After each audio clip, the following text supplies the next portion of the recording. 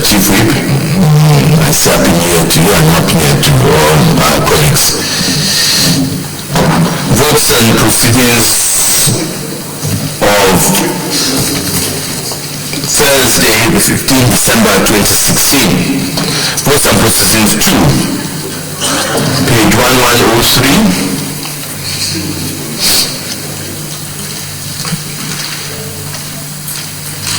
Page 1104.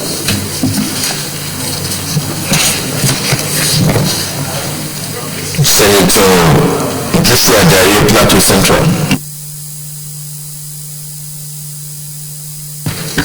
Mr. President, my distinguished colleagues, while wishing us Happy New Year and God's guidance that all will be well, I rise to move that the vote and proceeding of Thursday, the 15th of December 2016 reflects all that was deliberated here. So I so move, Mr. President.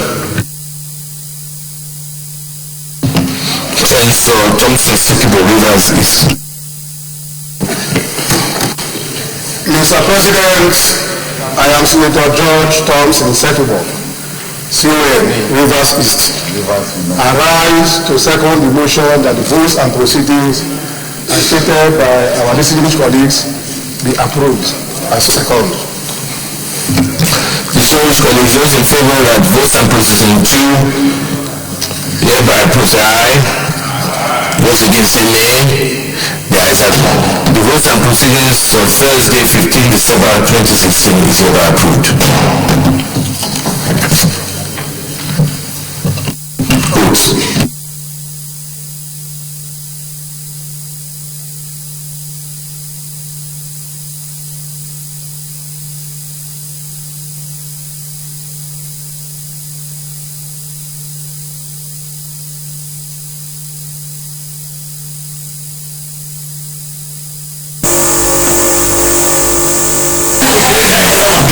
With 9 lives is back. The cat with 9 lives is back.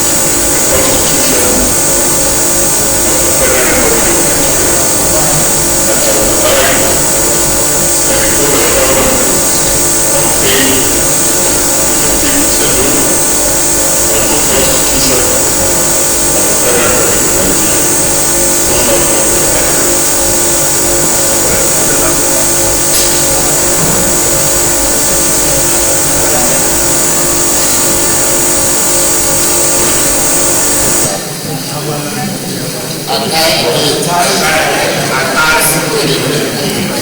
are fucking with me. Complain that it's in court. When I was saying, but this one was a good way before you. So now you know. So now but the position to attack you. They never go to prison for election matter. This is how they go away from morning. You know, you say talk about the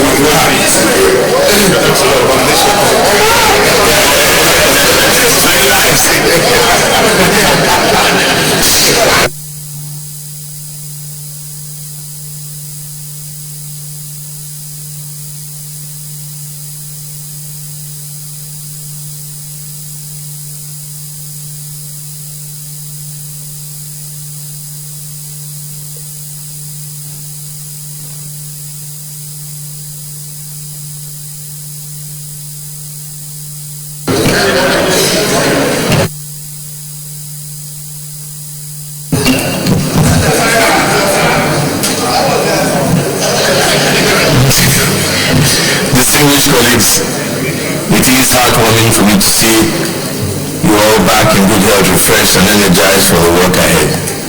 Let me, on behalf of myself and the entire leadership, wish you all a very happy new year, and let me, on behalf of all of us, wish all Nigerians a happy and productive and prosperous and peaceful new year. 2016 was a very challenging year for all of us. But I assure you that the work we have done so far is gradually setting the stage for a greater and better 2017. Let me therefore begin this address by thanking every one of you for the hard work and dedication exhibited in the last quarter to keep the promise we made to all Nigerians that we will pass laws that will make a difference in their lives. It is already historic that within the last quarter, which incidentally is the second quarter of this session, we rolled up our sleeves and successfully passed 49 bills through third reading and 68 bills through second reading. This is a record-setting feat which has never been matched in National Assembly. That is within a period of 4 months in the middle of term of any past National Assembly, 49 bills are passed in a single quarter. I want to especially thank all the committees who worked tirelessly to help us achieve this milestone. I also thank the President for showing faith with the work we're doing here, as he has already signed into law 16 of these bills we have passed. Distinguished colleagues, as long as our economy is still in recession, our work is not done, because our people are still being laid off, factories are closing shop, the hardship in the land continues to bite harder. Investment continues to dwindle, and the foreign exchange market remains fragmented. I will be demanding even much more from us to get all our economic reform bills passed. Ideally, we would like to see them passed together with the 2017 budget. Let me therefore urge all our committees involved with our priority bills to double efforts to ensure that we have them ready at the time we're passing the budget. We promised to pass our priority economic reform bills to help aid our economic recovery. This is a promise we must keep. Already, the new National Assembly Business Economic Forum research has shown that our priority bills, if put in place, will have an impact of an average of 6.87% of GDP over a 5-year period. And also the annual growth rate in jobs will be approximately 7.5 million additional employments, as well as a reduction of 16% reduction in Nigerian poverty rate. This is over a 5-year projection period. It is suggested that the reforms which the bills will bring in will add an average of 3.763 trillion to national incomes. These statistics make the delivery of these bills vital and confirm evidently that we have got our priority right so far. It is my hope that we begin to turn our focus now towards the passage of the 2017 budget. We will simultaneously work with the budget to enable we exit the recession quickly. It is therefore imperative that we immediately begin work earnestly on the MTEF to ensure passage by the end of this week. In the same spirit, consideration and debate on the 2017 budget will immediately follow in the next 3 sitting days of the following week, that is next week. It is our hope that we will, with this budget, begin the implementation of the report of the Committee on Budget Reforms, which has submitted this report. Distinguished colleagues, there's hardly the point reiterating the importance of making the 2017 budget the most successful budget to have ever passed. Neither is it important to emphasize the need we have to have this budget back on the desk of the executive on time for implementation. As you may be aware, based on the recommendations of the Budget Reform Committee, we are working towards ensuring that budgets are prepared and submitted timely so that implementation will follow a regular fiscal cycle. In this regard, the National Assembly will not tolerate agencies of government not submitting their budgets within the budget period. This is why we direct all agencies yet to submit their budgets to do so quickly, as budgets which not received within the time may have to wait for the next budget cycle. The budget is the most critical instrument within a public context for economic recovery. It is an effective tool to stimulate the economy, ensure an even distribution of development across the country, and give the Made in Nigeria initiative the impetus to survive in the long term and sustain thereafter. It is in this particular regard that the Senate has played its part by passing the amendment to Procurement Act, for which we are waiting concurrence by the House and for immediate assent of the President. Once this happens, we will not rest as simply as signing back to relevant committees, but I want to appeal to all of us to play our role to ensure that all government agencies comply with the law. I strongly believe that this single act, a single policy, can go a long way.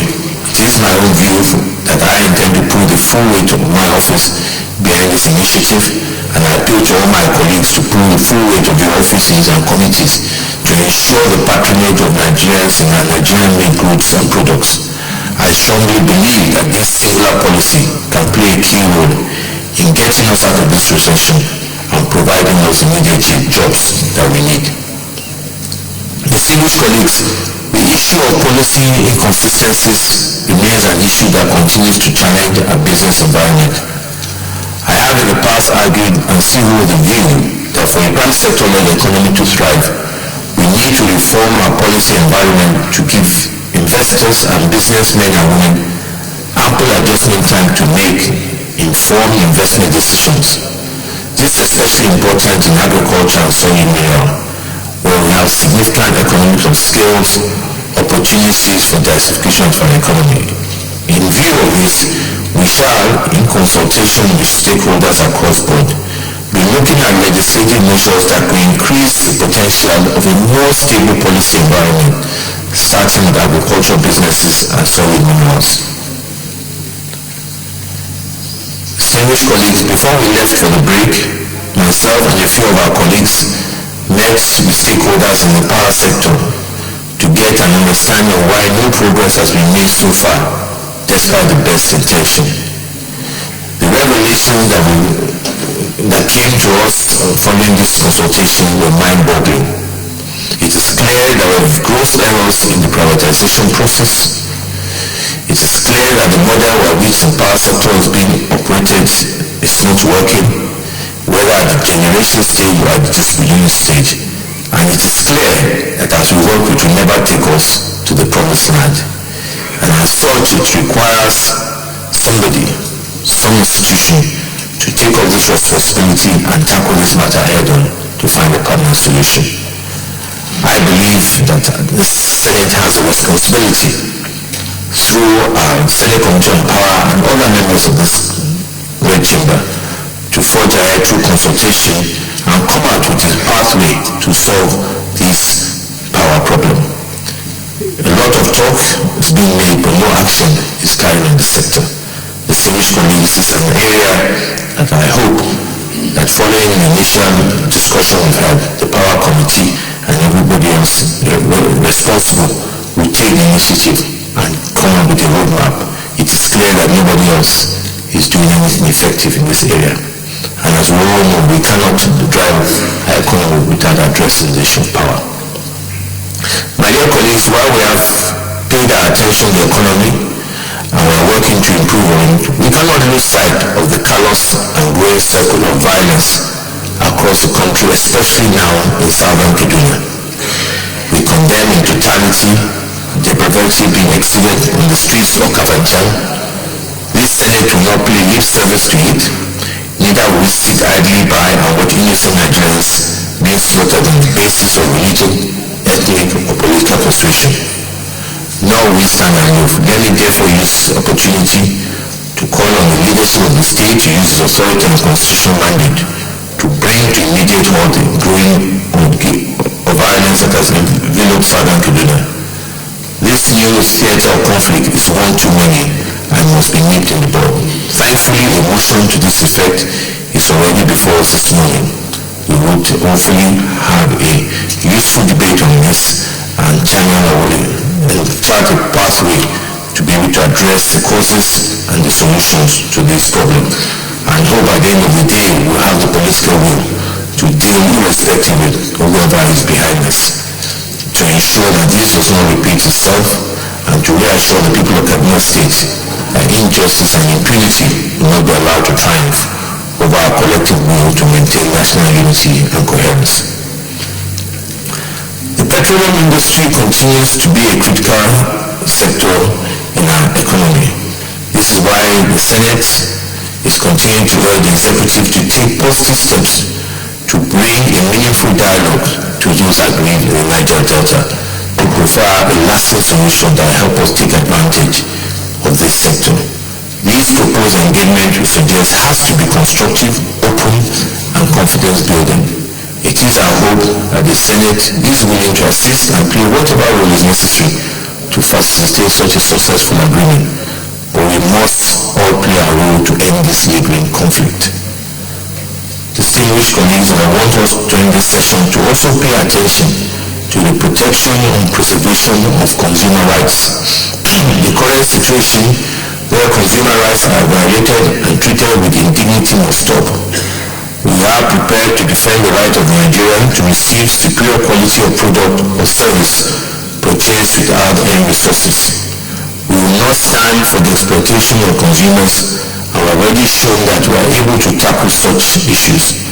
I want to commend the way we rose up when the National Nigerian Communication Commission intended to tariff hike.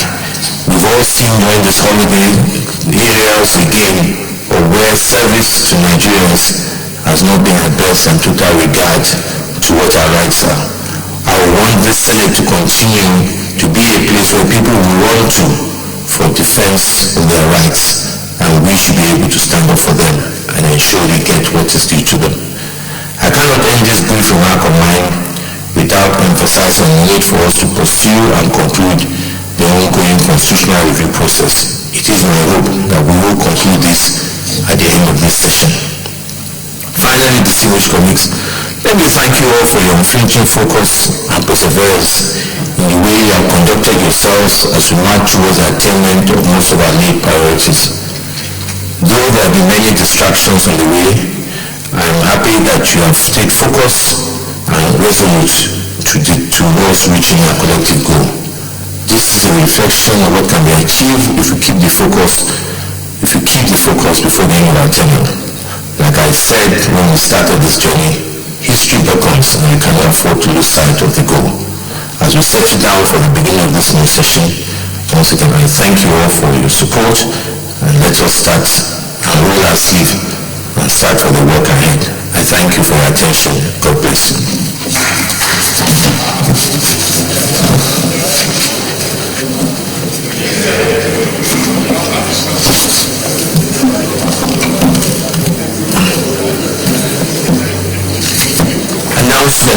Announcements of some.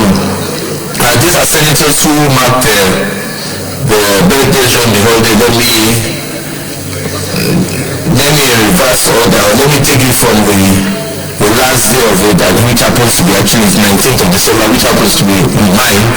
After the Biodo Uchimi on the 25th of December, Senator George Okume 27th of December, Senator Mustapha Buka on the 30th of December, Senator Brian Abdullahi Gobi on the 1st of January, Senator Mohammed Adamali on the 1st of January, Senator Stella Odo on the 5th of January, Senator Dylan Bilal on the 7th of January, and today, Senator Aliyu Sabiu Abdullahi. Let me congratulate all those that celebrated their birthdays while we were away. Wish them many, many more years of good health and happiness, and also especially congratulate Senator Aliyu Sabiu's birthdays today and wish him many more years of good and happiness. Also, obituary announcement. The Senate Committee on Media and Public Affairs announced with deep feelings the untimely demise of one of its Senate Press Corps members, Aishatu Helen Gendebe. She was an AIT female video camera operator and the only female video operator in this House chamber. She covered the Senate for the past 4 years and did so cheerfully with dedication, high sense of duty and professionalism. Aishatu died on Friday, the 6th of January 2017 in Abuja after being ill for a few months. She survived her children and siblings. She hails from COVID.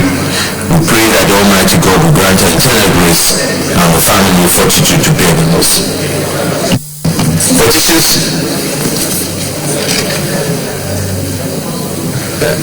Any petitions? Point of order, Senator Thompson Sekibo.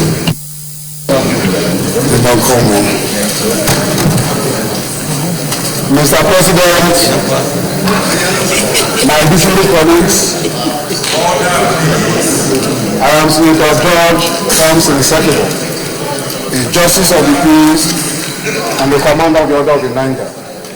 Mr. President, I am coming under Order 43, personal explanation. May I read? Go ahead, read.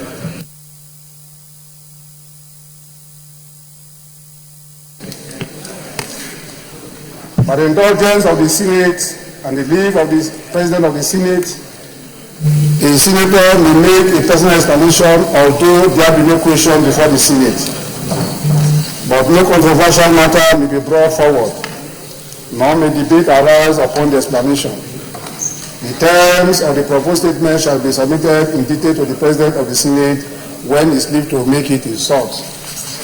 Mr. President, if you permit me, I'll just be very brief. Arise to thank all the senators of this distinguished and hallowed chamber. You know, sometimes on December 10th, 2015, the appeal court sent out all the senators from Rivers State back home to recontest election and come back. And we are giving 60 days for the run elections. Unfortunately, it was scheduled after 90 days, and then we were waiting for the election and it was declared inconclusive. From March up till October, and even very early November, there was no strong news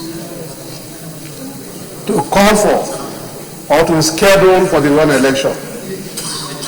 And until the Senate rose up one day early in November and took a drastic decision and asked that elections in Rivers State be conducted so that their colleagues will come and join you. All the seats of the Rivers State will be filled up also in the chamber. I am not speaking as a member of PDP. I am speaking as a senator of the Federal Republic of Nigeria. Because that add-on was taken by all the senators. And in one voice, he rose up and told those who were concerned that they were unduly delaying the people from Rivers State. Mr. President, I want to thank you. Thank you, because it means that we are sworn in to protect the Constitution, and we have done that exactly the way we ought to do. We know that one of our major functions is to carry out oversight functions on the executive, and I believe we've also done that one the way it should be done. If it were not your intervention, today as I appear on this floor now to speak, I may not be here. Maybe I may still be hanging around somewhere waiting for an unknown date when election result will be announced. So I get to thank you, not just for myself, for all the Rivers senators. Maybe my colleagues may say something thereafter, but to thank you for all Rivers people, because the seat that we are left on field were for Rivers people. They were not necessary for political parties. So I want to thank you very much for that singular effort, and may God bless you and bless you more. Thank you. Thank you very much, and to second the vote, as by our rules, there cannot be any debate under 43, but your observation are well noted, and I think it also gives the opportunity to also appreciate and commend the members, senators at that time. I think this chamber was very, very clear and united across party lines that there was need for us to do the right thing, which was to ensure that those elections were held as soon as possible. And it was good to see that INEC responded to our motion and went ahead to do the selection. Leader of the Senate. Mr. President, my distinguished colleagues, the first business of the day is presentation of the report of the Committee on Public Accounts and on the screening of nomination of Mr. Antonio Aine for appointment as Auditor General of the Federation.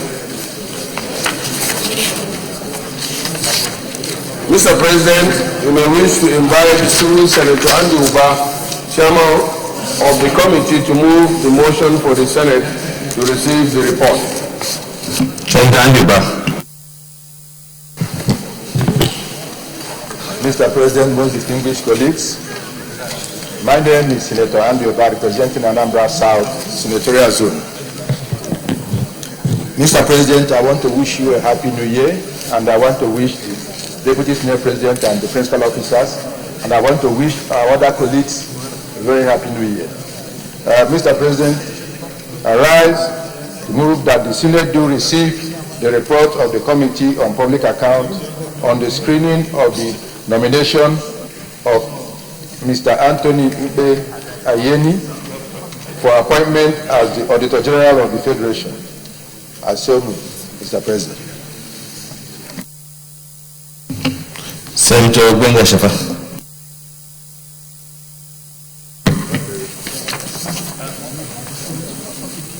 I want to join my friends to wish every one of us a happy new year.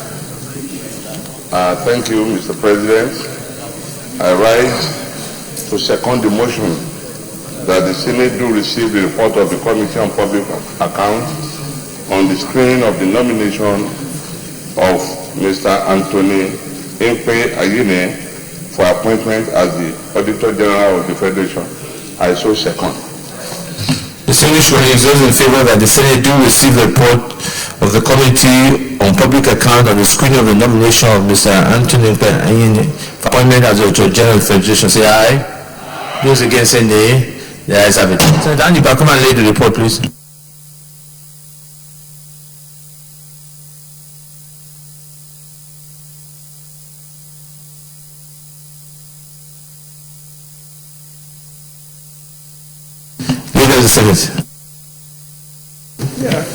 Mr. President, my distinguished colleagues, the second business of the day is still presentation of reports of the Committee on Marine Transport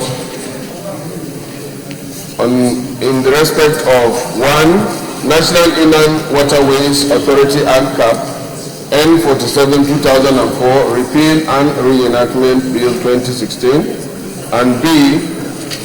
Nigerian Ports and Harbors Bill 2016. Mr. President, you may wish to invite distinguished Senators Ahmed Sani, Chairman of the committee, to move the motion for the Senate to receive the report. Senator Ahmed Sani. Okay, Senator Nazif. Thank you, Mr. President, my highly respected colleagues. My name is Senator Suleiman Nazif, standing in for the Chairman of Marine Transport, Senator Ahmed Yerima. I rise to move that the Senate do receive the reports of the Committee on Marine Transport on 1 National Inland Waterways Authority Act Cap N47-2004, repeal and react Bill 2016 SB 240, and 2 Nigerian Ports and Harbor Bill 2016 SB 243 to be laid. I so move. Senator Hope. Thank you, Mr. President, distinguished colleagues. My name is Senator Hope Uzodinma. I represent the good people of Imo West.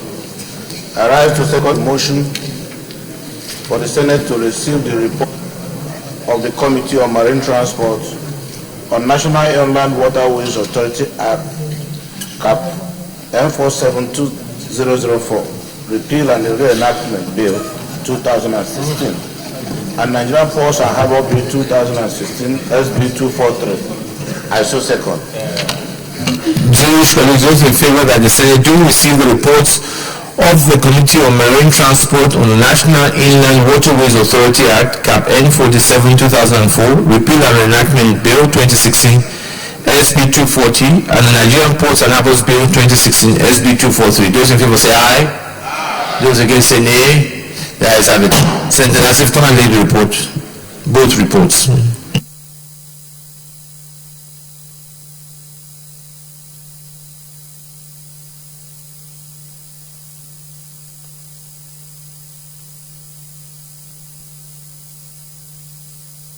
Leader of the Senate. Thank you, Mr. President.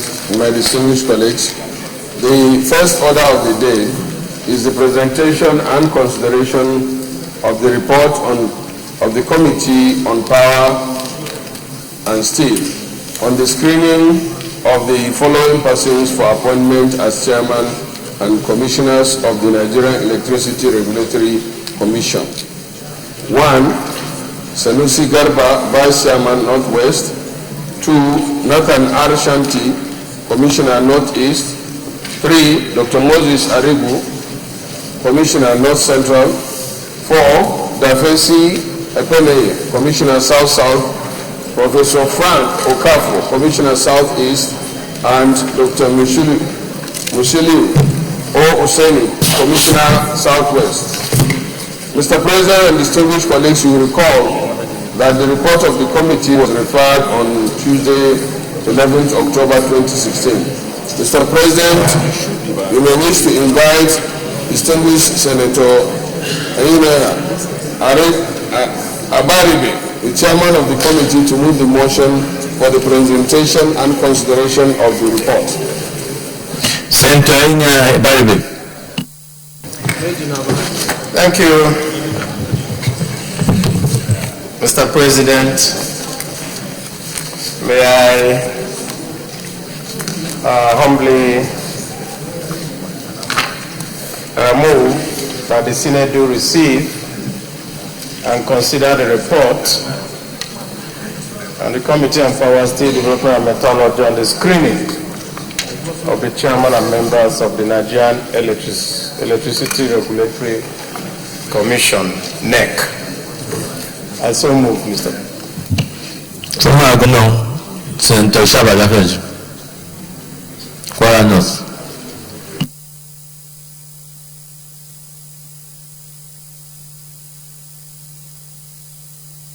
Your mic.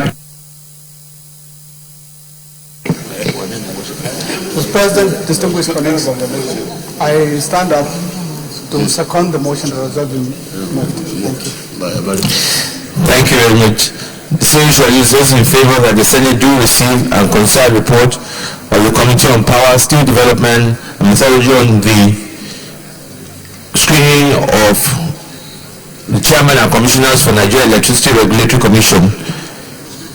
Sanusi Garba, Vice Chairman, Northwest. Nathan Rogers Shati, Commissioner, Northeast. Dr. Moses Arigu, Commissioner, North Central. Dafe Akpini Navy, Commissioner, South South. Professor Frank Okafo, Commissioner, Southeast. Dr. Musili Oseni, Commissioner, Southwest. Those in favor that will receive and consider the report say aye. Those against say nay. The ayes have it. Senator Bible leaders present the report. Thank you.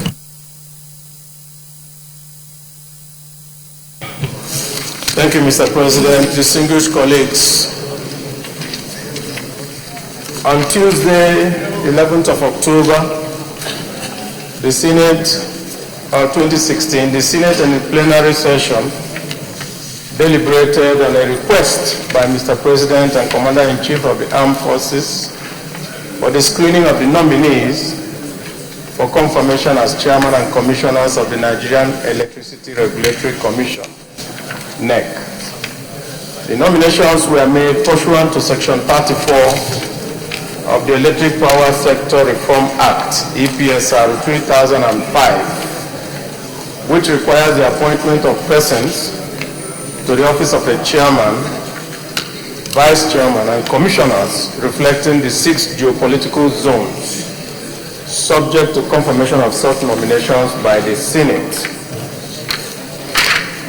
By order of the Senate dated Wednesday, 12th October 2016, Mr. President's request was referred to this committee for further legislative action and to report within 2 weeks. May I go? Go ahead. Let me go direct to the findings and recommendations.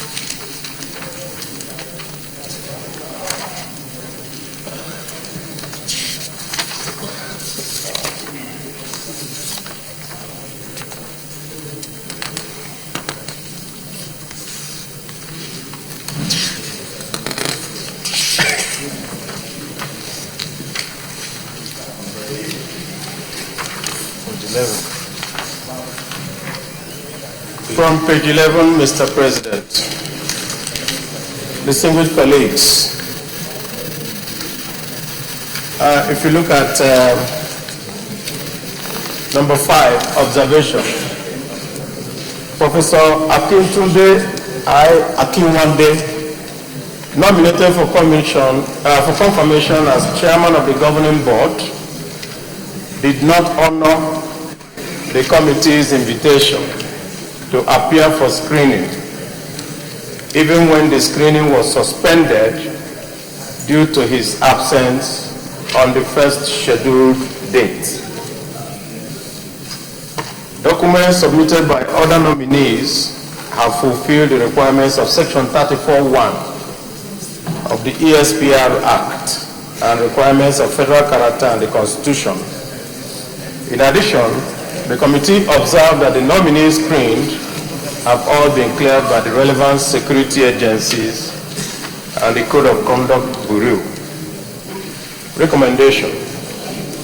From the above findings, the committee is of the view that the following nominees are qualified to hold positions ascribed to them on the governing board of NEC under the Electric Power Sector Reform Act, EPSA 2005, and hereby recommend them for confirmation. A, not recommended for confirmation. Professor Akintunde Akinwande is not recommended for confirmation as chairman of the governing board of the Nigerian Electricity Regulatory Commission. Consequently, the committee hereby requests the President and Commander-in-Chief to represent another nominee to the Senate pursuant to Section 34(1) of the ESPR Act 2005. B. Nominees recommended for confirmation. Sanusi Garba as Vice Chairman representing the Northwest Zone on the Governing Board of the Nigerian Electricity Regulatory Commission. 2. Nathan Rogers Shatti, Commissioner representing the Northeast Zone of the Board of the Nigerian Electricity Regulatory Commission. 3. Dr. Moses Arigu as Commissioner representing the North Central Zone on the board of the Nigerian Electricity Regulatory Commission. 4. Dafe Akpenebe as Commissioner representing the South-South on the board of the Nigeria Electricity Regulatory Commission. 5. Professor Frank Okafor as Commissioner representing the Southeast Zone on the board of the NEC. 6. Dr. Musliu O. Oseni as Commissioner representing the Southwest on the board of the Nigeria Electricity Commission. May I add, Mr. President, distinguished colleagues, that following the intervention of Mr. President and the meeting that was held on the last day with regard to the power sector, and also what you have let this Senate and Nigerians know today about the problems in the power sector, we will also understand, sir, that NEC is a very crucial and critical part of the entire electricity industry chain, and therefore anything that will make them not to function effectively by the non-constitution of this board, we should hasten to remove that obstacle. And therefore, I move that this Senate do consider the report of this committee and approve the recommendations and ask the executive to act accordingly. I so pray. Distinguished, any comments or contributions? Yes, Senator Hassan. Sorry. Thank you, Mr. President. I am Mohammed Hassan. I represent Yobe South. I would start by saying, with due respect to my chairman of this committee, I would like to raise a few observations in terms of these nominations. And with your kind permission, I would like to quote some sections of the Electric Power Sector Reform Act of 2005. With your kind permission, Mr. President. Section 34, subsection 1 of the Electric Power Sector Reform Act 2005 says, and I'll read, subject to the subsections 2 and 3 of this section, the Commission shall consist of 7 full-time commissioners appointed by the President, subject to the confirmation by the Senate. Mr. President, what we have before us, even though it has been observed that the 7th person has not been recommended for approval, we cannot approve 6. If we do that, it contradicts this provision of this Electric Power Reform Act. And it goes further to say, Section 40, subsection 1, it says the President shall designate one of the commissioners as chairman, who shall also be the chief executive and accounting officer of the commission, and another commissioner as vice chairman. It further goes to say in section 41, subsection 4, that the quorum for the meeting of the commission shall be 4, and subject to section 43, at all meetings of the commission, each commissioner present shall have 1 vote on each question before the commission, and in the event of an equality of votes, the chairman shall have a casting vote. Mr. President, sir, in the event that you need to vote with these 6 numbers, and you have a 3-3, how do you get the chairman to do the other part of the voting? Furthermore, section 34, subsection 2 says, in selecting these potential nominees, the President shall ensure that individuals are chosen both from the public and private sectors for their experience or professional qualifications in the following fields or areas of competence: A, generation, transmission, system operation, distribution or marketing of electricity, and B, law, accountancy, economics, finance, and administration. Mr. Chairman, 2 of these nominees do not meet this requirement. Thank you.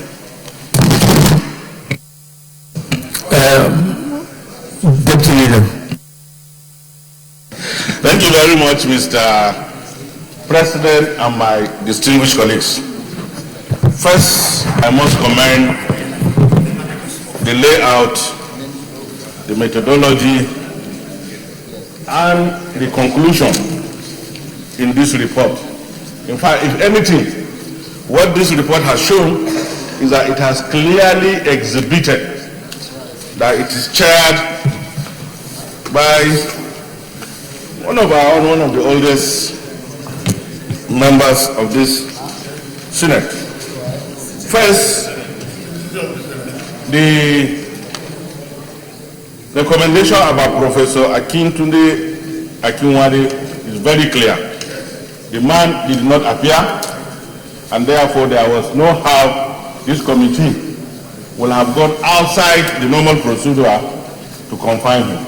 But magnanimous and far-sighted as the committee, it recommended that, well, it may be that the man is not interested. Mr. President, please bring another person to substitute him.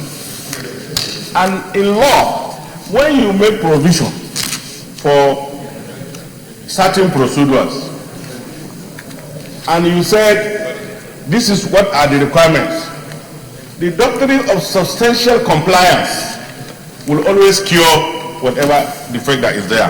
I do not want to believe that in the wisdom of this committee, the anxiety raised by brother and friend, distinguished Senator Hassan, has not been clearly taken along.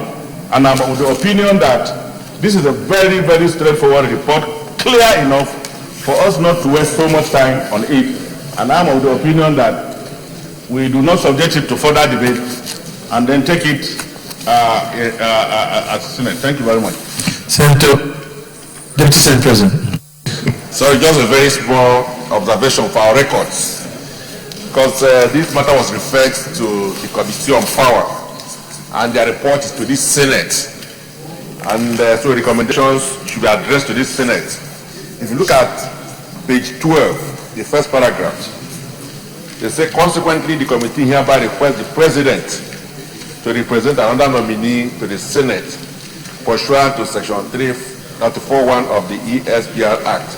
I think appropriately they should be making a recommendation to the Senate to request the President, not the committee requesting the President, because this is a report to the Senate and not to the President. Just for our records. Senator Sekibo. Oh, sorry.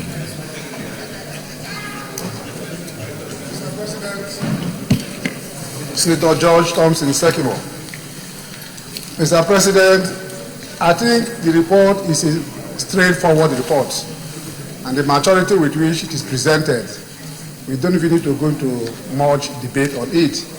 But the only point I want to make is the point raised by our colleague. In all the sections and the subsections he read us, he did not read the one that says that if one nominee was not present or was not submitted at the time, it cannot be, the commission cannot be inaugurated. There is no clause of that nature. And in the wisdom of the chairman of the committee, and as amended by the deputy Senate president, there is a request that the president should submit a further name for screening for the position of the chairman. So I think we have no problem. We must go ahead with our functions and then clear those who have been cleared, and then request from Mr. President to submit additional nomination to fill in that position. Thank you very much. Senator Bami Hassan, I think there are two issues you raised. You said that there were two candidates that did not, or you didn't say who those two candidates and what it is they did not meet, unless you want to withdraw that so we can make progress.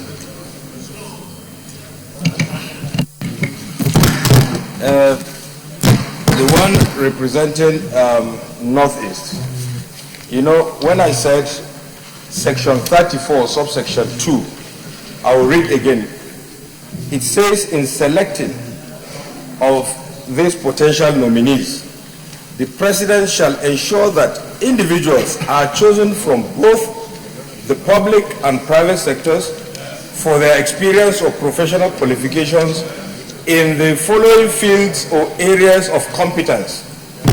A, generation, transmission, system operation, distribution or marketing of electricity, and it says, and B, law, accountancy, economics, finance, or administration. So what I'm saying, two of these nominees do not meet A. That is the one, for example, the one representing Northeast, Mr. Nathan. He does not have experience in generation, transmission, system operation, distribution, or marketing of electricity. Thank you. It says and, it does not say O. It's A and B. Please read the section.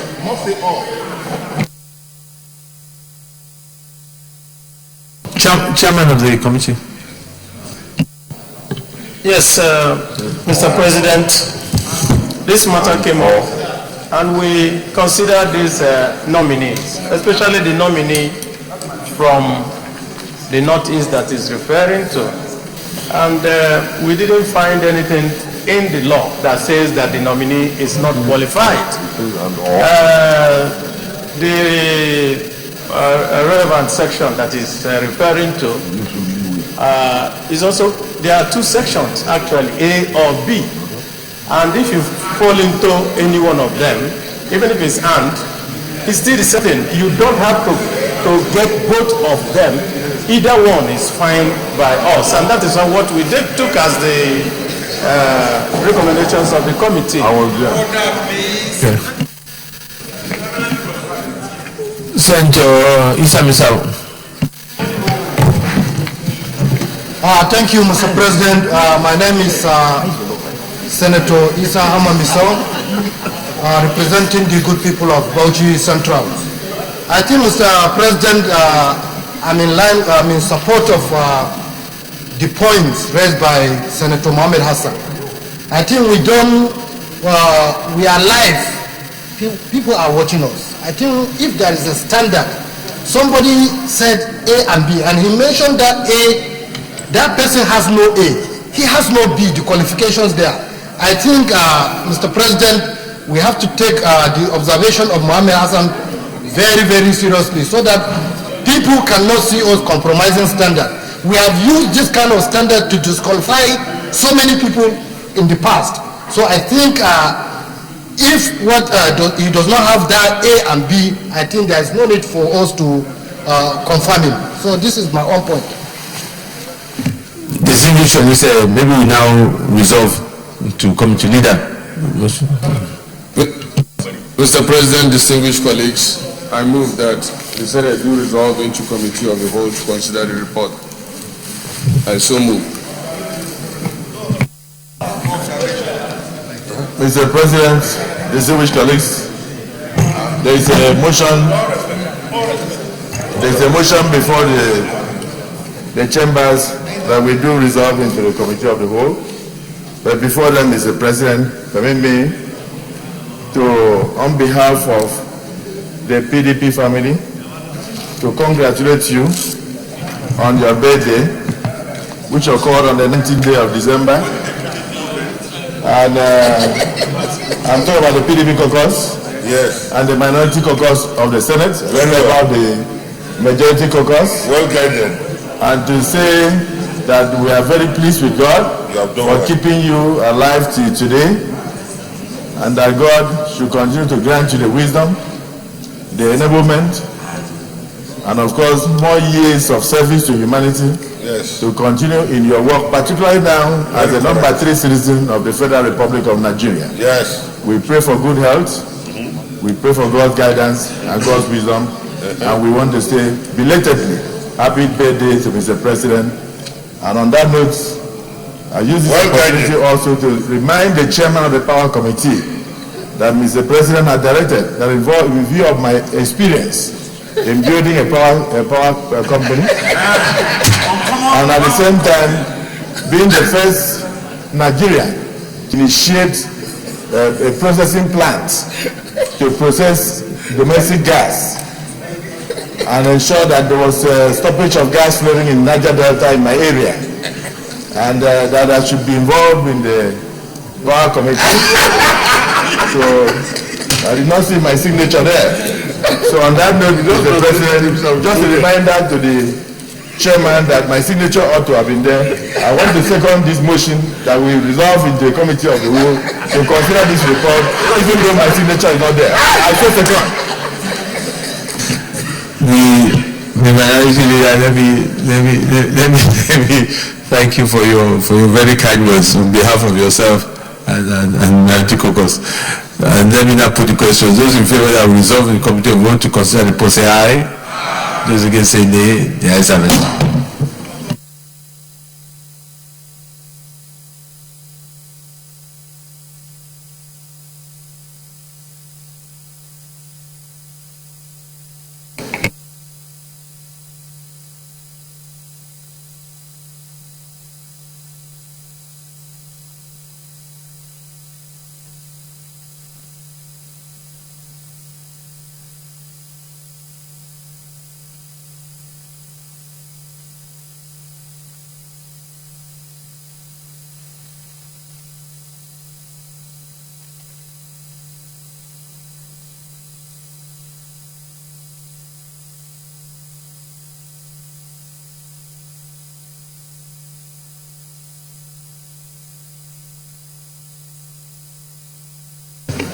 Distinguished colleagues, if you go to page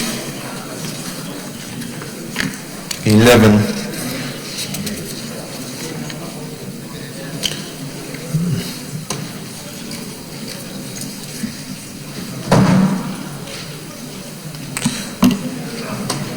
we can start to give the approvals of the recommendations. So we start with Professor Akintunde Akinwade.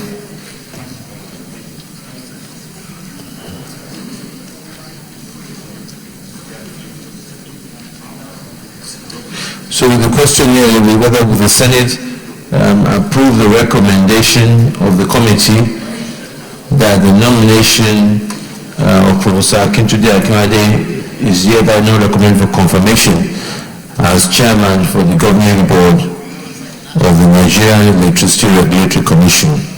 Those in favor say aye. Those against say nay. The ayes have it.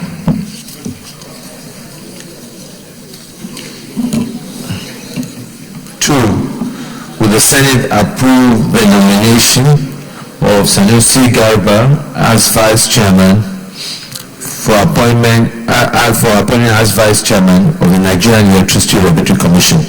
Those in favor say aye. Those against say nay. The ayes have it. Will the Senate approve the nomination of Nathan Roger Shati for appointment as Commissioner of the Nigerian Electricity Regulatory Commission? Those in favor say aye. Those against say nay.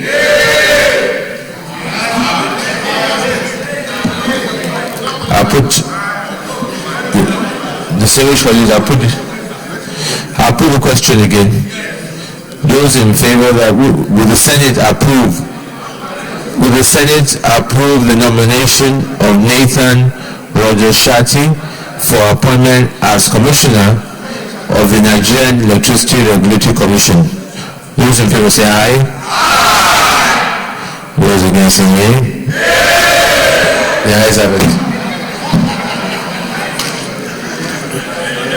Distinguished colleagues, will the Senate approve the nomination of Dr. Moses Arigu by appointment as Commissioner of the Nigerian Electricity Regulatory Commission? Those in favor say aye. Those against say nay. The ayes have it.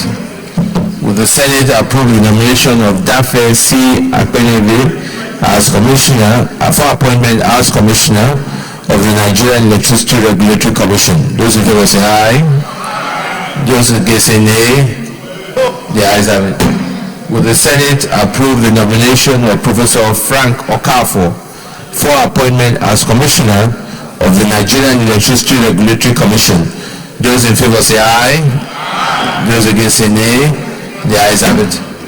Will the Senate approve the nomination of Dr. Musyu Oseni for appointment as Commissioner of Nigerian Electricity Regulatory Commission. Those in favor say aye. Those against say nay. The ayes have it.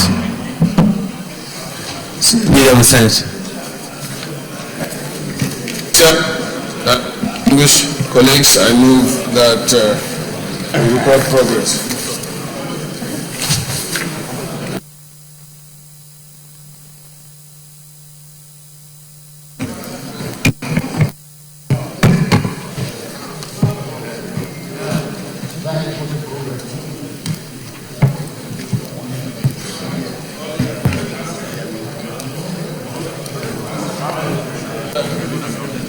Mr. President, distinguished colleagues, I rise to second the motion that the Senate do report progress. I so second.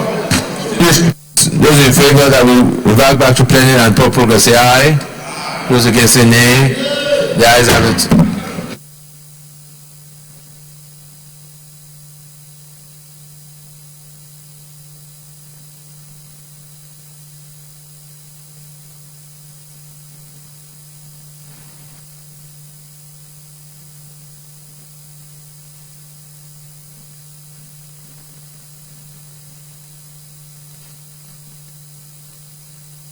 Order, please. Please, there is too much commotion in the chamber. Order, please.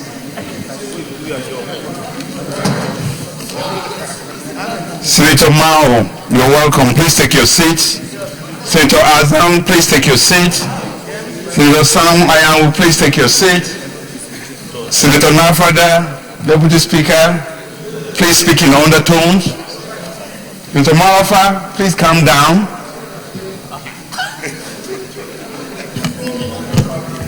Distinguished colleagues, the Senate in the committee of the whole considered the report of the Committee on Power, Steel Development and Methodology on the screening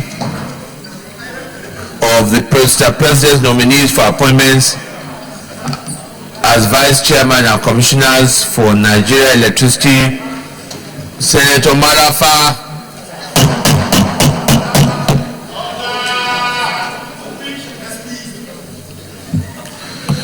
Screening for appointment as Vice Chairman and Commissioners for Nigeria Electricity Regulatory Commission, and approve the nominations of Sanusi Garba, Vice Chairman Northeast, Nathan Roger Shati, Commissioner Northeast, Sanusi Garba Northwest, I beg your pardon, Nathan Roger Shati, Commissioner Northeast, Dr. Moses Arigu, Commissioner North Central, Dafe Epeneve, Commissioner South South, Professor Frank Okafo, Commissioner Southeast, Dr. Musiru Oseni, Commissioner Southwest, as Vice Chairman, and Commissioners of Nigeria Electricity Regulatory Commission. The Senate, the nomination of Professor Akintude Akinwade was rejected. Is this a true reflection of what transpired in the Committee of the Whole? Yes, thank you.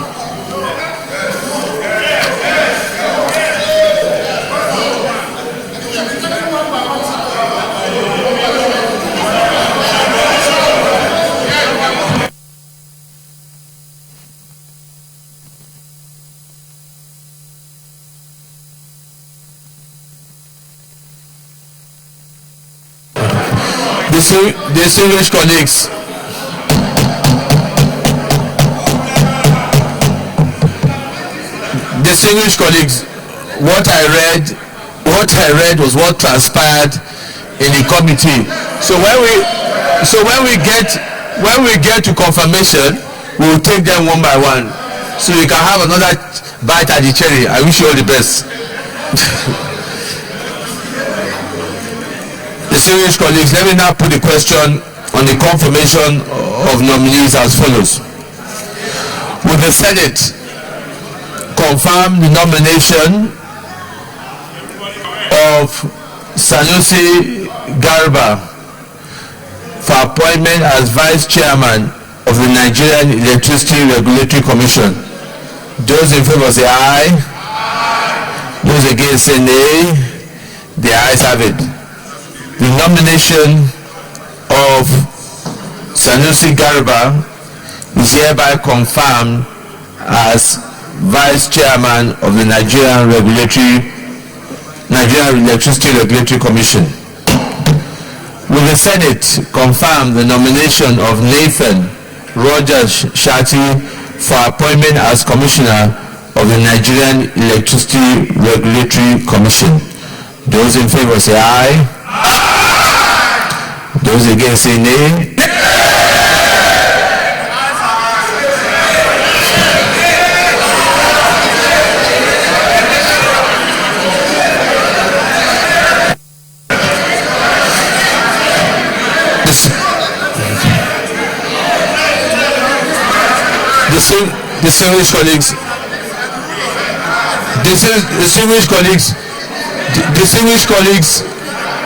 Distinguished colleagues, can I put the question? Will the Senate confirm the nomination of Nathan Rogers Shati for appointment as Commissioner of the Nigerian Regulatory Commission? Those in favor say aye. Those against say nay. The ayes have it. The nomination of Nathan Rogers Shati is hereby confirmed as Commissioners of the Nigerian Electricity Regulatory Commission. Will the Senate confirm the nomination of Dr. Moses Aregu for appointment as Commissioner for the Nigerian Electricity Regulatory Commission? Those in favor say aye. Those against say nay. The ayes have it. The nomination of Dr. Moses Aregu is hereby confirmed as Commissioner of the Nigerian Electricity Regulatory Commission. Will the Senate confirm the nomination of Dafe C. Akwenebe as Commissioner of Nigerian Electricity Regulatory Commission? Those in favor say aye. Those against say nay. The ayes have it. The nomination of Dafe C. Akwenebe hereby confirmed as Commissioner of the Nigerian Electricity Regulatory Commission. Will the Senate confirm the nomination of Frank Okafor for appointment as Commissioner of the Nigerian Electricity Regulatory Commission? Those in favor say aye. Those against say nay. The ayes have it. The nomination of Frank Okafor is hereby confirmed as Commissioner of the Nigerian Electricity Regulatory Commission. Will the Senate confirm the nomination of Dr. Musli Hosseini for Commissioner of the Nigerian Electricity Regulatory Commission? Those in favor say aye. Those against say nay. The ayes have it. The nomination of Dr. Musli Hosseini is hereby confirmed as Commissioner of the Nigerian Electricity Regulatory Commission. Distinguished colleagues, let me, on behalf of the senators, congratulate the new commissioners and vice chairman of Nigerian Electricity Regulatory Commission. They are coming at a time that a lot of work needs to be done in our power sector. We wish them all the best of luck and hope that they will live up to the expectations of Nigerians in ensuring that we truly provide a solution to this our power problem in the country. Leader of the Senate. Mr. President, distinguished colleagues, the second order of the day is a motion standing in the name of distinguished Senator Hope Ozudinma and 5 others on the planned closure of Abuja Airport. Mr. President,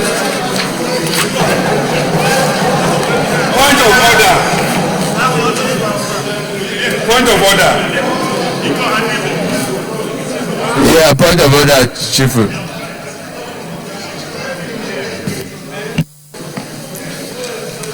Mr. President, I'm Olushola Adeyeye from Otun Central. I rise to draw our attention to Order 56, 9 and 10 about the conduct in the chamber during discussion, during deliberation. 59 says, when a senator is speaking, no senator may converse aloud or make any noise or disturbance and interrupt him. If I begin to name names now, I will embarrass too many of us. So I will not do that. I want to plead with those of us in the majority caucus to set examples for the minority caucus. But the truth is they are the ones setting example for us. They are the ones who are conducting themselves with better decorum. So may I plead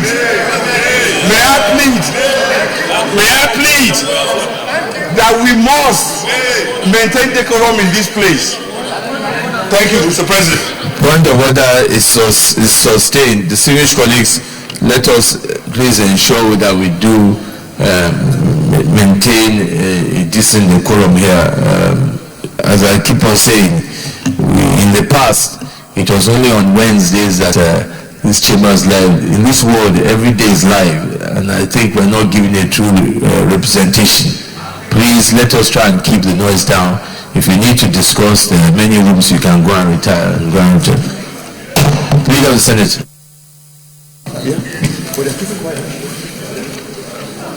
Distinguished colleagues, let me repeat again. The second order of the day is a motion, very important one for that matter, standing in the name of distinguished Senator Hope Uzodinma on the planned closure of Abuja Airport. Mr. President, you may wish to invite distinguished Senator Hope Uzodinma to move the motion. Senator Hope Uzodinma.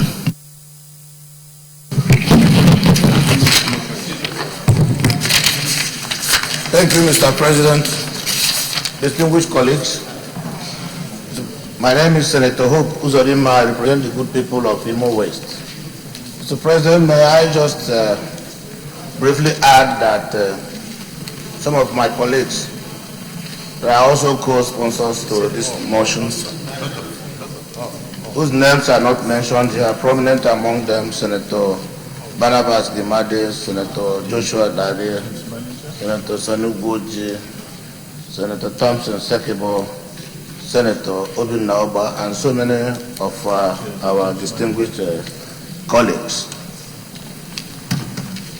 The Senate knows with concern the decision of the Federal Airports Authority of Nigeria, FAN, to close the Nnamdi Azikiwe International Airport for 6 weeks, beginning from March 6, 2017. Informed that the essence of the said closure is to carry out repairs on the only runway at the airport, which is reported to be in a deplorable state. Worried that a 6 weeks outright closure of a major and the only airport in the nation's federal capital can trigger untold hardship on international and local air travelers, and consequently dent the nation's image. Concerned that a complete shutdown of the airport will impact negatively on international trade and related activities, with a multiplier effect that can exert further pressure on an already recessed national economy.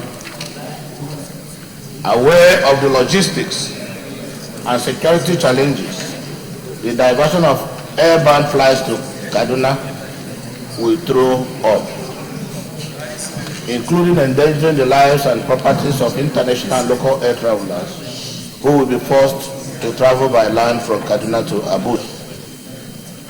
Satisfied that all the options have not been exhausted to avoid the shutdown of the only airport at our national capital for 6 weeks, including the option of a technical package that will allow skeletal air operations at the airport while most of the repair work on the runway is executed at night.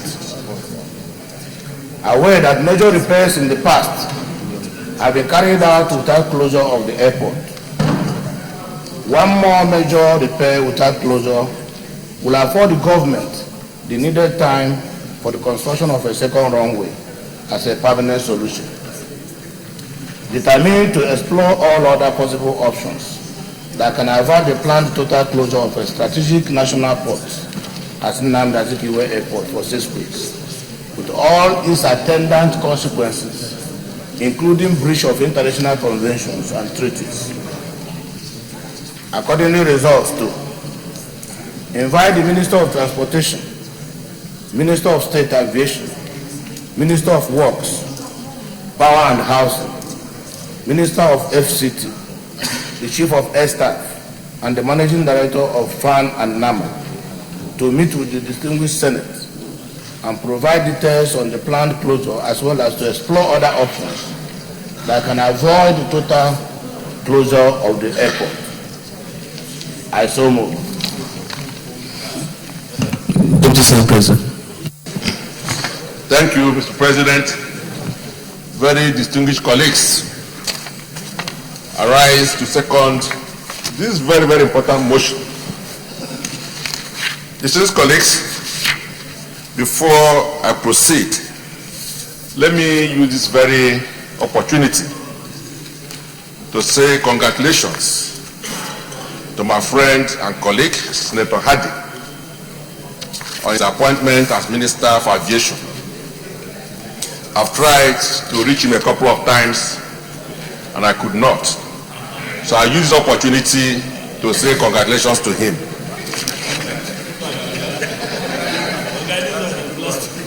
Your Excellency, distinguished colleagues, no doubt we have a whole lot of challenges in the aviation sector, including delayed flights, security issues, and even if the structure and infrastructures that needs to be put in place.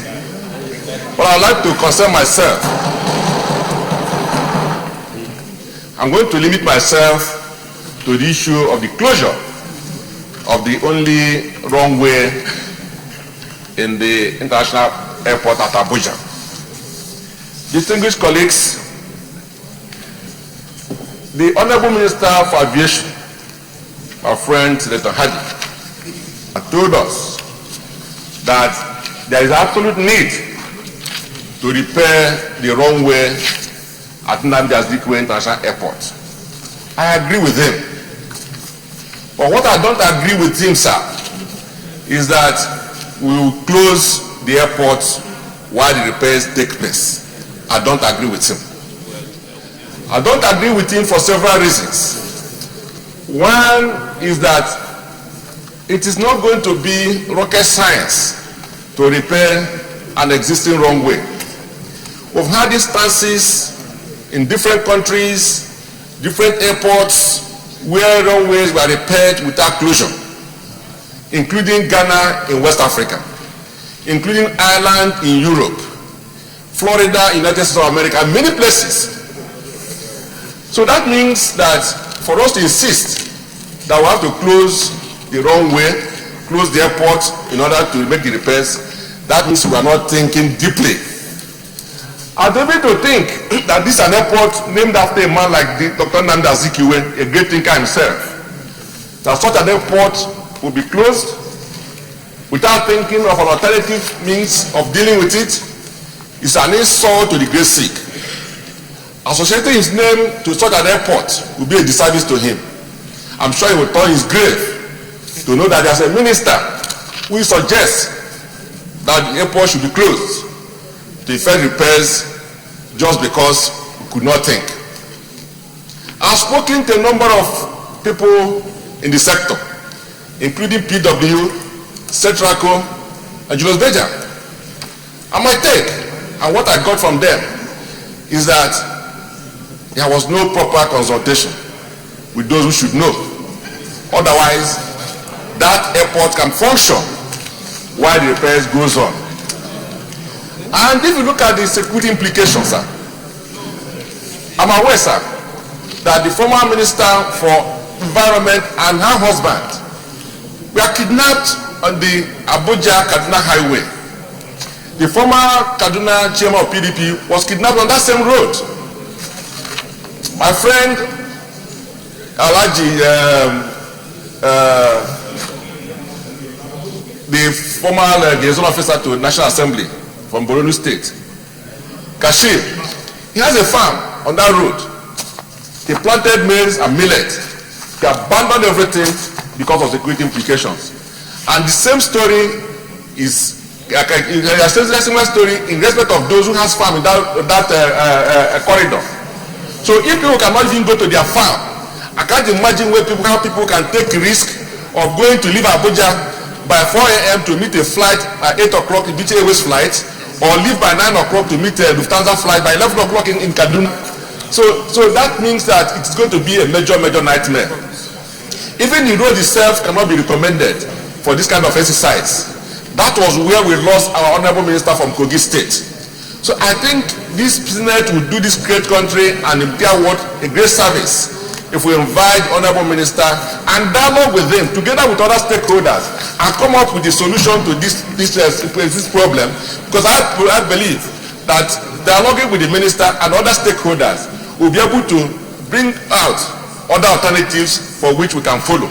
And I want to say that this Senate will be acting in the best interest of the country and that no ego should be involved. If we have a solution, anybody has a solution, the honorable minister should be honorable enough to accept that that option should be exercised. So I second this motion and support its entirety, and I just want to urge our colleagues to also support this motion so that we'll be able to save our countrymen and women the tragedy of going from here to Kaduna to board flights when otherwise we would have repaired those the wrong way without necessarily closing the airport. Thank you. Deputy Leader.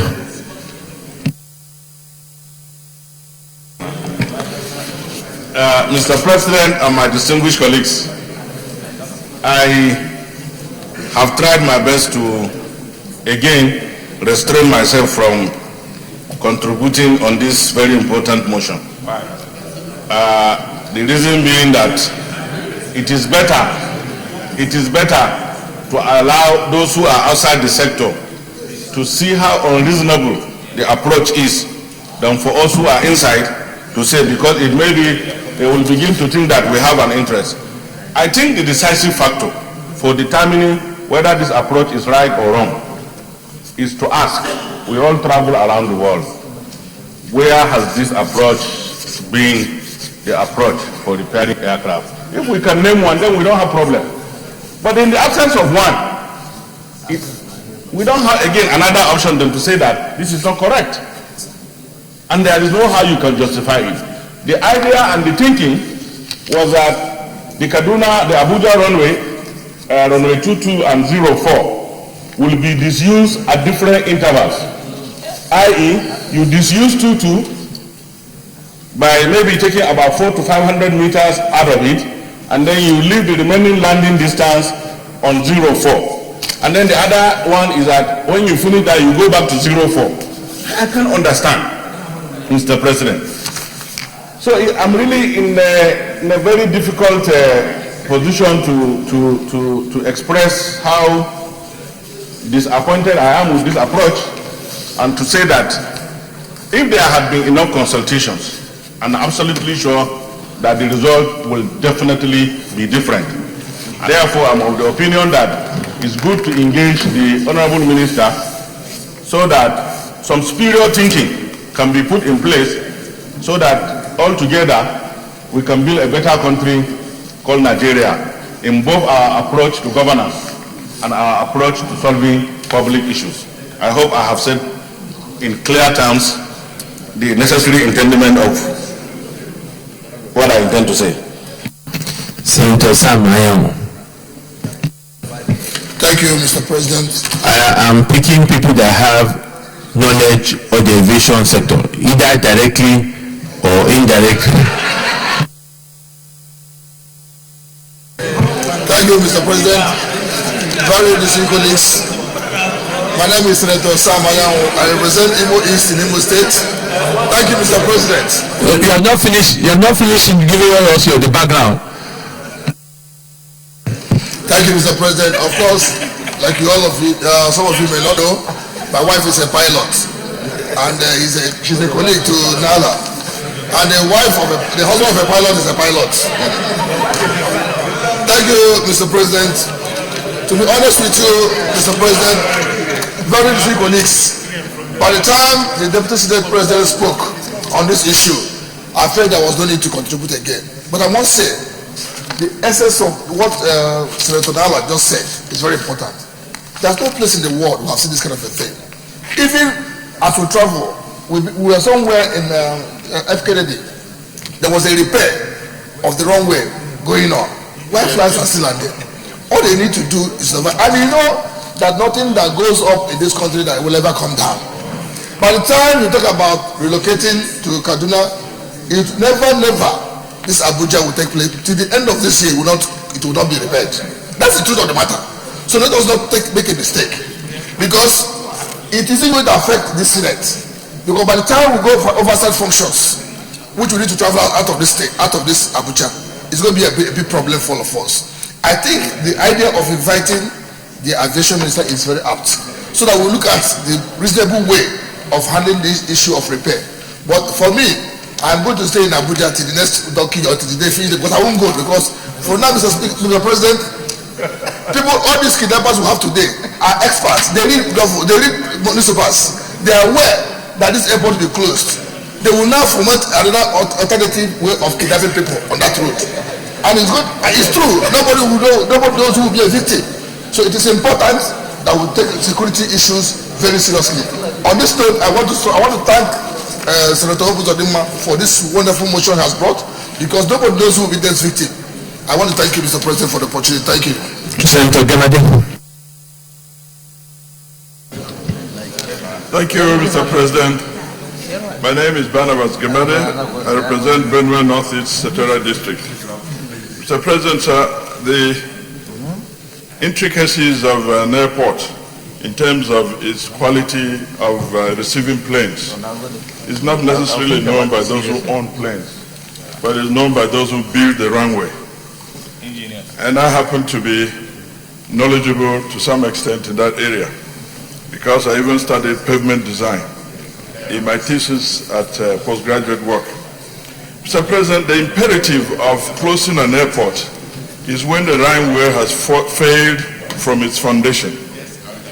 And the issue here is that they're claiming that this runway, having served 22 years, has failed in some sections from the foundation. But it is quite possible, as Nala has said, that if there are certain portions of it that are long enough, there can be restrictions on how planes can land. And you can only decide on the type of planes that will come at a certain time when certain portions are being mended.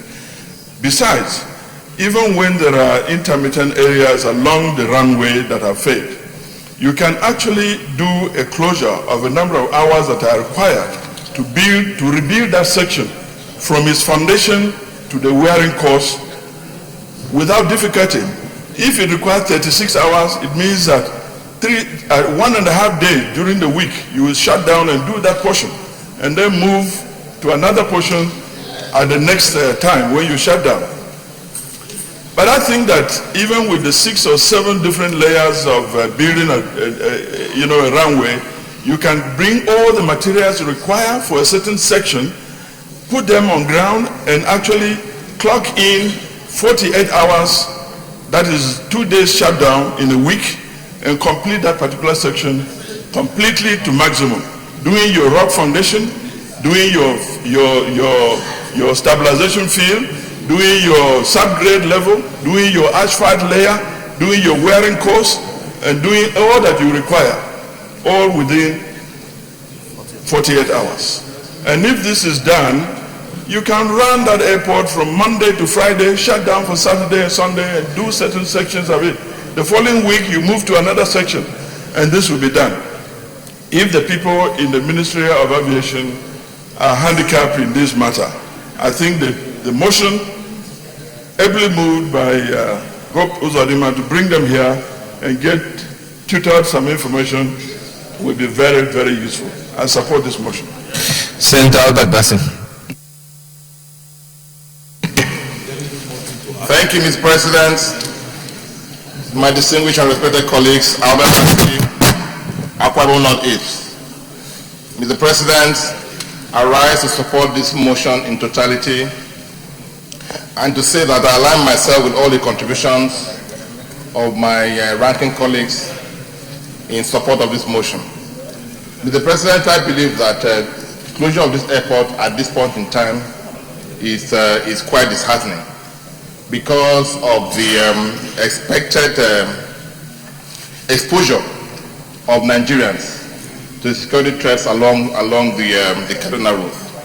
I was privileged to be in Otukpo about 2 months ago for a ceremony, and I lost my police orderly on that road because of potholes, and I'm not sure that that road can actually accept and endure the increased traffic if this happens. And most importantly, if it is also true that over 1.8 billion naira has been expended in just 2 weeks in upgrading facilities at the Kaduna airport, then one begins to wonder exactly what manner of country we are running. And for Abuja airport that receives over 150 flights in a week, or about 1,000 flights in a week, one then begins to wonder the impact of this closure. So I disagree in totality with the position of closing this airport for such a time as this. I so support, Mr. President. Thank you. Senator Sunil Goju.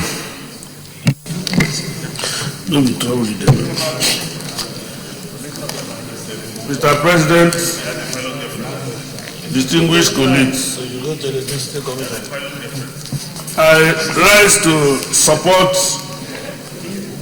this motion brought before this distinguished House by distinguished Senator Hope Uzodinma. You see, this motion, in addition to what my colleagues have already said concerning the closure itself, the question that this House would like to find out is, do we have any budgetary provision for this repair that they want to carry out in Kaduna? There is no such budgetary provision. That means that we are now going to encourage the continued extra budgetary provision from this executive, as it's been the case in most issues that they have handled outside of the National Assembly. I also want to say that Port Harcourt Airport was to be repaired for 2 months. As I speak now, we have done more than 18 months. And if you go to Port Harcourt Airport, which has served most international airlines, is an eyesore. That landing in Port Harcourt, you would prefer not even to come to Nigeria. In fact, most visitors into Nigeria don't want to go through Port Harcourt because of what is in that place. So, I don't want to really belabor the point, but I'd like us to be sure that this action by the Aviation Minister does not support, Minister of State, the Minister of State of Aviation does not support the fiscal policy that the federal government is supposed to run in this country. I thank you. Senator Gaya. Your Excellency, the President of the Senate, my distinguished colleagues, I am Kabiru Gaya, representing the people of Kano South from Kano State. And in President, I'm the father of 2 pilots. One is already a captain, and we always in the House sometimes discuss issues of how we can improve in the aviation industry. We had a heated debate. I was trying to defend my colleague, Minister of State, but the captains of those in the House gave me a very, very vital reasons, of which I agree entirely with the motion by Senator Hope, that many airports, just like mentioned by the DSP, in the world, they program their way of construction, at least mainly on the airport runway or in the buildings. And I believe that we can make that same arrangement in such a way that we can do the runway without necessarily closing the airport. As mentioned also by some of my colleagues, especially the engineer, that they can program let's say one section of the road, they can walk on Friday evening to Sunday afternoon. And the airport, we can use those for those number of hours. And I remember, Mr. President, when we built the International Conference Center by the same company, Julius Baja, it was completed within a record time.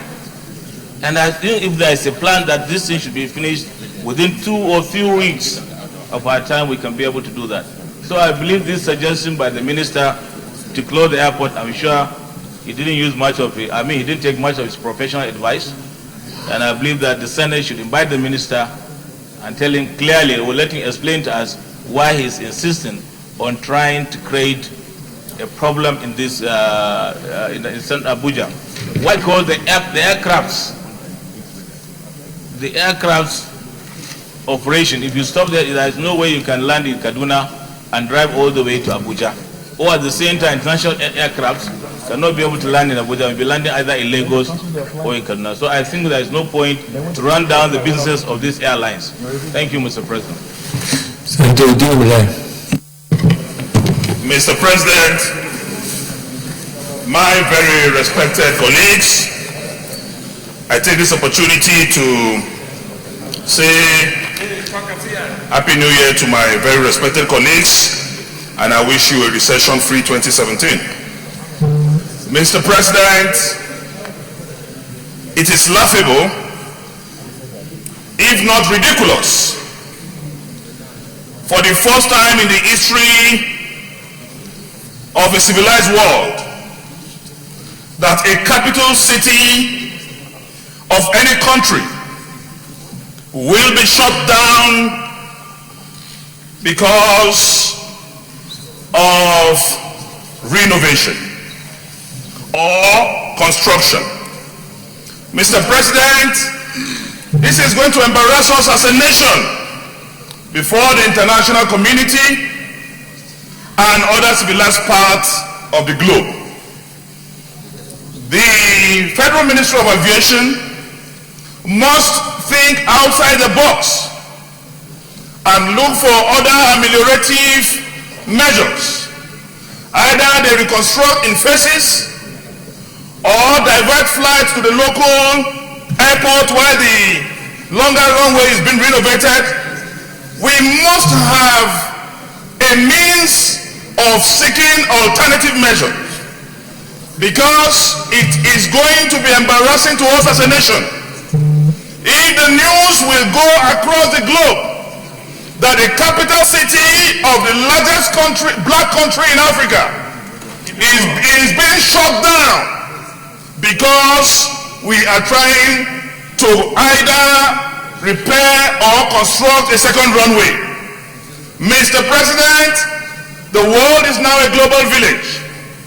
Ordinary highlighting this on CNN will create a very negative impact economically, politically, and socially on the image of this country. We are in a time that we need to attract investors and create an image before the world that we are a very responsible and responsive nation. Not to talk of the security hazards of moving people to Kaduna. Mr. President, we should also ask the Kaduna airport, the fire brigade approach to upgrading the airport cannot meet the technological and scientific demands of the number of aircraft that will be landing there. If you are to do this, there should have been a long-term plan, not this Januiary approach. Januiary approach means fire brigade approach to this issue. Mr. President, as a responsible Senate, as a Senate of the people, we must speak on behalf and for the Nigerian people. I want to say we are going to tax our intellectuals and aviation experts to think outside the box and create alternative measures. If they do not have enough intellectual mobility to exercise this, the Senate can loan to them the internationally acclaimed Senator Ibn Nahala. Thank you. Colleagues, is anybody against this motion? Yes, Senator Shosani. You want us to go to Kaduna? Did we kidnap? Want us to go to Kaduna?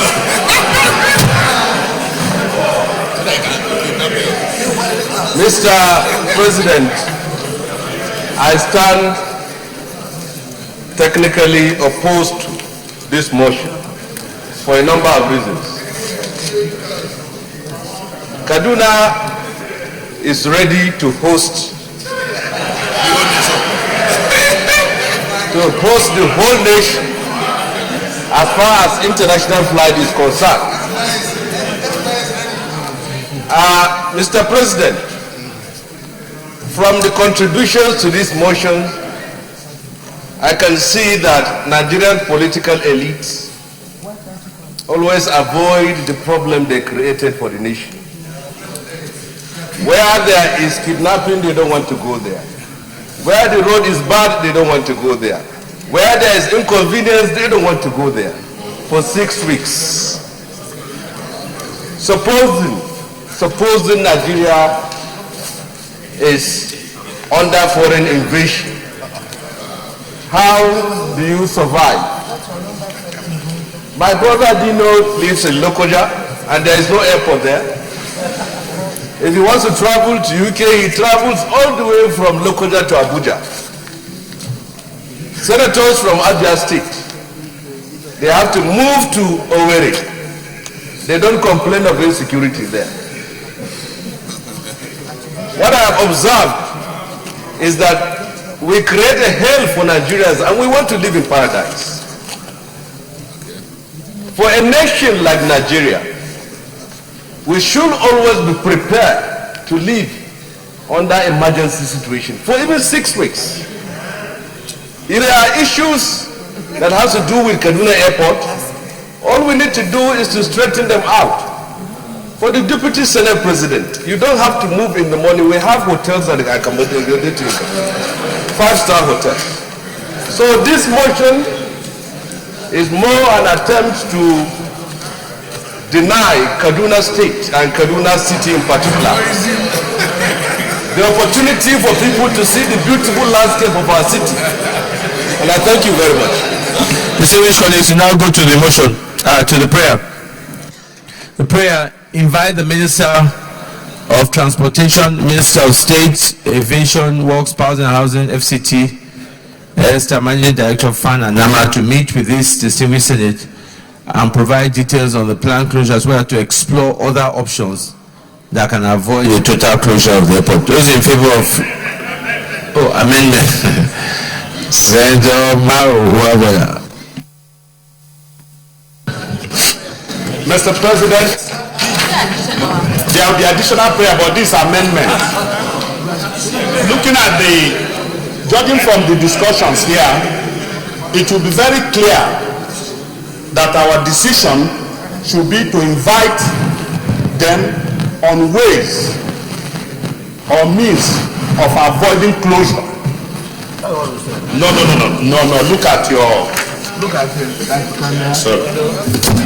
Mr. President, let me read what I mean. Invite Minister of Transportation, Minister of State Aviation, Minister of Works, Power and Housing, and Minister of FCT, the Chief of Air Staff, the Managing Director of FAN and NAMA, to meet with this distinguished Senate. No. Beautiful. To explore other options that can avoid a total closure of the airport within 2 days. Can you come again?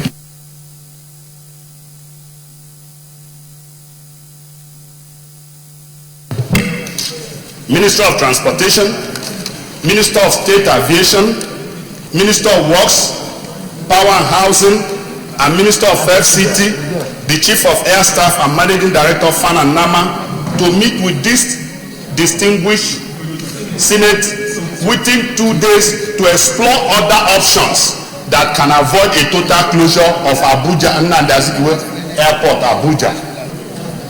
Straight. Then there will be further. Okay. Any seconder to this Yes, Senator John Eno.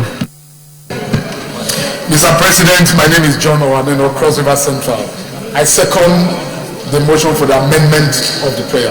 Distinguished colleagues, I'll read the amended prayer. Invite the Minister of Transportation, Minister of State Aviation, Minister of Works, Power and Housing, Minister of FCT, Chief of Air Staff, Managing Director of FAN and NAMA to meet with this distinguished Senate within 2 days to explore other options other than to avoid the total closure of the Ezekwe Airport, Abuja. Those in favor of prayer as amended say aye. Those against say nay. The ayes have it. Additional prayer, Senator Idogo. Thank you, Mr. President, my distinguished colleagues. My name is Senator Atai Aidoko Ali. I represent Kogi East. Mr. President, I suggest that we include the Chief of Army Staff to be invited also because of the security concerns that is involved. To include the Chief of Army Staff in addition to the other agencies that follow. Any other additional prayer? Distinguished colleagues, let me first thank the sponsor of this motion, Senator Hope Uzodimma, for raising this very, very important issue. And I think really the contributions of everybody, of course, we all appreciate the contribution of Senator Shewusani, but looking at the interests of the country, and as well guided by this deputy leader and the deputy senate president, where else in the world do they do things like this? Either you go from Europe to America, to even our neighboring countries like Ghana, where I just finished their own. There's nowhere else to do this kind of thing. And I think that we must ensure that we do the right thing. The committee should meet urgently with these ministers and provide a solution in the interest. It is clearly that the idea of closure is not the best option presently. I hope the committee will report back to us within a week and we take it from there. Thank you. Leader of the Senate. What's that? Yeah. The meeting with the distinguished Senate, not the committee. That's what you just noted down. Senate to meet with the entire Senate within the next couple of days. Yes, thank you. Leader of the Senate. Thank you, Mr. President, distinguished colleagues. The third order of the day is still a motion standing in the name of distinguished Senator Danjuma La on the recent killings in Kaduna South. Mr. President, you may wish to invite distinguished Senator. Order, please. You may wish to invite distinguished Senator Danjuma La to move the motion. Senator Danjuma La. Thank you, Mr. President, my distinguished colleagues. I stand here. I am Senator La Danjuma, representing Kaduna South. May I plead with all my colleagues that I am begging each and everyone here to keep sentiment aside. We are presenting this issue for the people of Nigeria, not just for people of Southern Kaduna. And I wish everybody will understand where I am pushing this issue to. Problems like this have been happening all over the country. It is not just from Southern Kaduna that these happenings are going on. But I want people to understand that this motion that I'm pushing ahead should not be an embarrassment to anybody. I want where peace can be restored in Southern Kaduna, not only in Southern Kaduna, all over the country.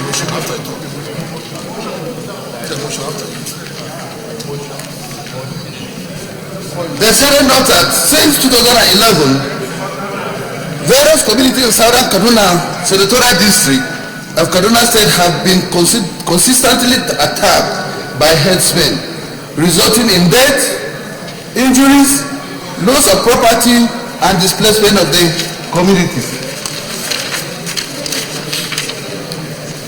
further note that Southern Kaduna Senatorial District is a zone of peace communities that accommodate all Nigerians and foreigners alike, and not hostile to anyone or groups of people. Aware that on the 23rd December 2016, and even as we speak, communities of Amba, Goska, Dangoma, Sonje, Pasakori, Gidanwaya, and Faringada of Joma and Kora local government area has been under serious attack by the headsmen, resulting in several deaths, injuries, and wanton destructions of property worth billions of naira.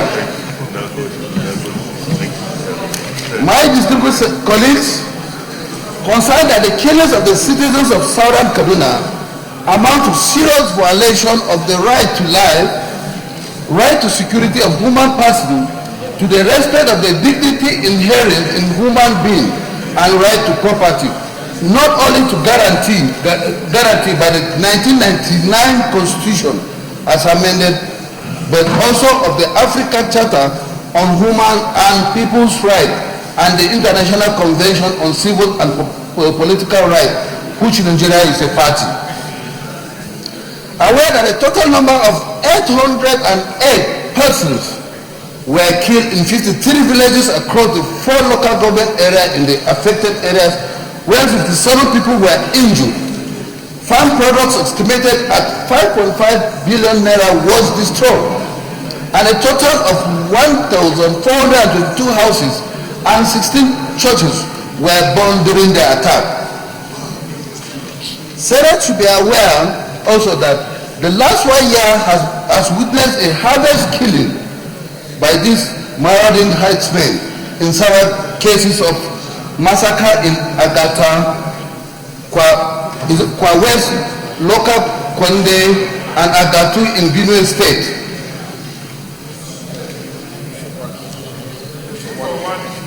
Is it? Usowanu in Enugu State, with several attacks in Taraba, Delta, and Edo State, to mention but a few.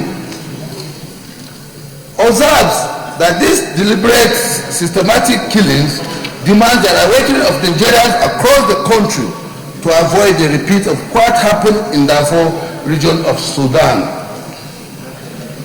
Worried that the Nigerian collective humanity is being deprived as exemplified by the killings in Southern Kaduna. Accordingly, resolved to observe a minute silence for the presence of the soul of deceased victims of the attack. Call on the federal government to take urgent measures to secure the right to life, right to security and dignity of human persons, and right to property of citizens of Southern Kaduna, and to prevent further attacks by headsmen and other unknown perpetrators. To urge the federal government to carry out an effective investigation into the circumstances surrounding the killings and identify the perpetrators and bring them to justice, and to provide repatriation to victims. Urge the federal government to provide a frame of security for the protection of life, to protect the life of those individuals at risk from unwarranted attack. Call on the federal government to rebuild the ravaged city of Southern Kaduna, and to urge the federal government to establish a joint security patrol of military, police, civil defense, and civilian JTF for constant patrol and surveillance of the affected areas. I am also pleading that the Senate should organize or conduct an ad hoc committee from this Senate for remote handling. I so submit for the Senate attention. Thank you. It's very functional. Senator Shaba,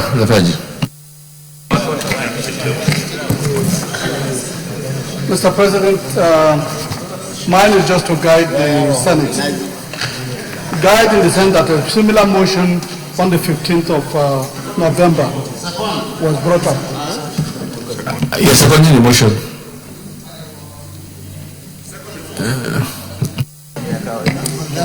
Mr. President, I second the motion that was simply moved by Senator Lam. DSP. Thank you, Mr. President. Very distinguished colleagues. I'd like to thank Senator La for his effective representation of his people and for bringing this motion this morning. Over the holidays, we are sorted by different reports coming, the very disturbing reports coming from Kaduna. So it is also important and expected that this Senate should debate this motion today. But because it's a matter that's emotive, and because we need to look into the matter as a responsible institution to see where these are coming from, I would like to recommend, therefore, that we do not go into a full-blown argument and debate, since some of us do not have all the facts, and then we may end up increasing the already heated temperature. I therefore would like to urge that we go straight to the prayers and substitute all the prayers with just one prayer, that this Senate set up another committee to investigate what happened in Southern Kaduna and report back to this Senate. And I make this suggestion with utmost responsibility, because I believe that this Senate is united today and will continue to be united. We must see ourselves as senators of the Federal Republic of Nigeria, irrespective of our political parties, our ethnic or religious persuasion. And anything that will give the impression that this Senate is divided must be avoided. We must at all material time act at the of the citizens of this country, no matter where they come from and where they are. So I comment strongly that we take one single prayer, set up a committee. When the committee comes back, we'll be in the position to make not just recommendations, but if need be, to approach a prayer, sir. Distinguished colleagues, unless anybody has a different approach, I believe the motion has been brought forward, and we all know also that there are other parts of the country as well that this similar thing has happened. I believe that we should go straight to the prayer and allow the ad hoc committee to do a thorough investigation for the case, and then we'll come back here. And so if that's the case, I'll go to prayer one. Observe a minute silence for the repose of the souls of deceased victims of the attacks. Those in favor of prayer one say aye. Those against say nay. There is a prayer two. Now we're now suggesting our prayers. That prayer two, call on the. I think you are calling for an amendment of the prayer. Can you draft the proposed amendment then? So the remaining prayers should come under one prayer. That this Senate do set up an ad hoc committee to look into the remote and immediate causes of this and make necessary recommendations.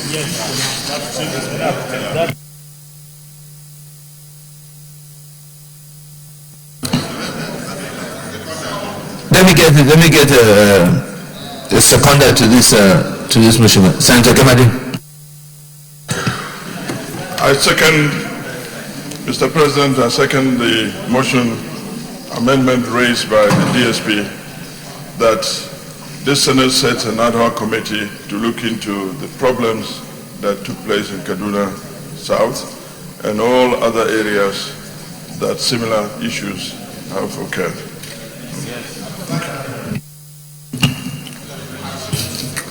Let me put the question, and then I'll come back to you once I put the question. You can come on down prayer. So, distinguished colleagues, those in favor of the prayer that the Senate do set up another committee to look at remote and immediate causes surrounding the killings in southern Kaduna and other similar cases, I make recommendation. Those in favor say aye.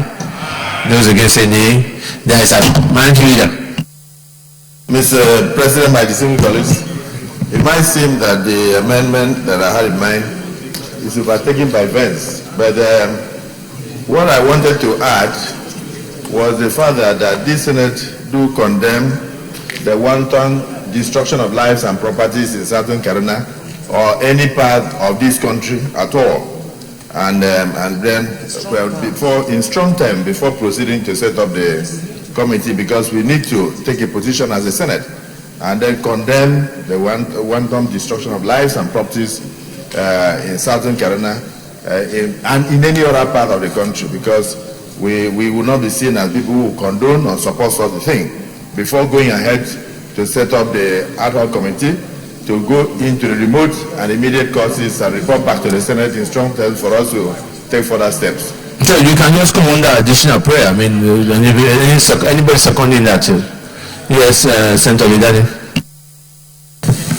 Thank you, Mr.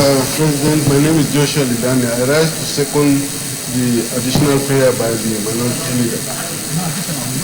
Distinguished colleagues, those in favor of the additional prayer that the Senate hereby in strong terms condemn the destruction of lives and properties in southern Kaduna and any other parts of the country. Those in favor of this additional prayer say aye. Those against say nay. The ayes have it. Let me thank the... Oh, yes.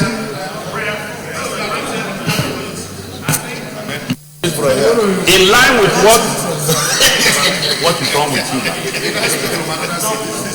Mr. President, I'm in agreement with the motion moved by the Senate, Deputy Senate President as adopted. But I think that prayers 4 and 5 are very, very important. Because, no, excuse me, 4 and 5. Because that says all the federal government to provide a frame of security for the protection of life, to protect, well, don't mind English there. No, you have to, what I'm saying is that even you as a committee, you need protection. Even you as a committee, you need protection. Then number 6 says all the federal government to establish a joint security patrol of military, police, civil defense, and civil to constant patrol and provide surveillance of the affected areas. I think number 5 is in order, sir. Senator Mark, but I think you're taking us back. I think we are taking a decision already that we should step down all these prayers and limit it to just 2 prayers, and that decision has already been taken. Let me thank the sponsor of the motion, Senator Danjuma Allah, for raising this issue. As we all know, despite all our responsibilities, the most important is the guarantee of the safety of every Nigerian and remains our #1 priority. And as such, we cannot ever shy away from that responsibility. Anywhere where there is kind of destruction to property and life, we must be seen to rise to the occasion. So that is why I think we've done the right thing in getting this committee to look into what happened, what was the response of the security. Could we have done it better? Can we prevent it not only in southern and other parts of the country? And where people are held, people who are responsible, we must be able to take necessary action. So I want the committee, the other committee, I'm sure before the end of the day, we'll announce the membership of the other committee and then give them a time frame within 4 weeks to be able to come back to us. So can we please rise for a minute silence and restore the souls of deceased victims of this attack?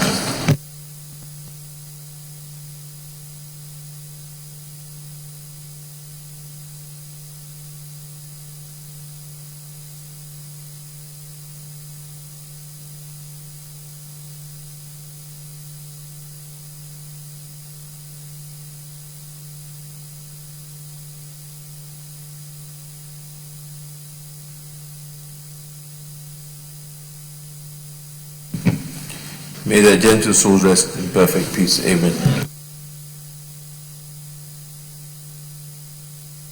Leader of the Senate.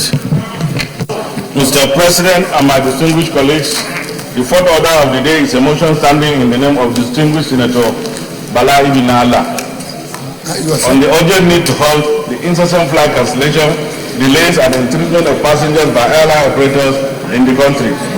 Mr. President, you may wish to invite distinguished Senator Balai Binala to move the motion. Senator, move the motion. Mr. President and my distinguished colleagues, the Senate notes with deep concern the rising level of flight delays and cancellation that have become prevalent in the aviation industry today. Observe with dismay that this practice is bringing untold hardship on the ordinary aviation consumers with very little compensation or consequential restitution for lost man hours and the impact on the overall health of the economy. Observe that the same incessant passengers have been made to wait for 9 hours and more at the airport, only to be informed that their flights have been cancelled. Order! Further observe that a lot of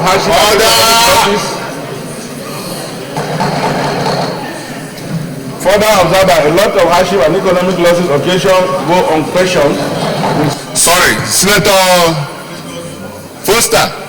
Sorry, Senator Foster. Foster, can you go back to your seat? Senator Sani. Sadu Boji, can you take a seat? Yes, go ahead.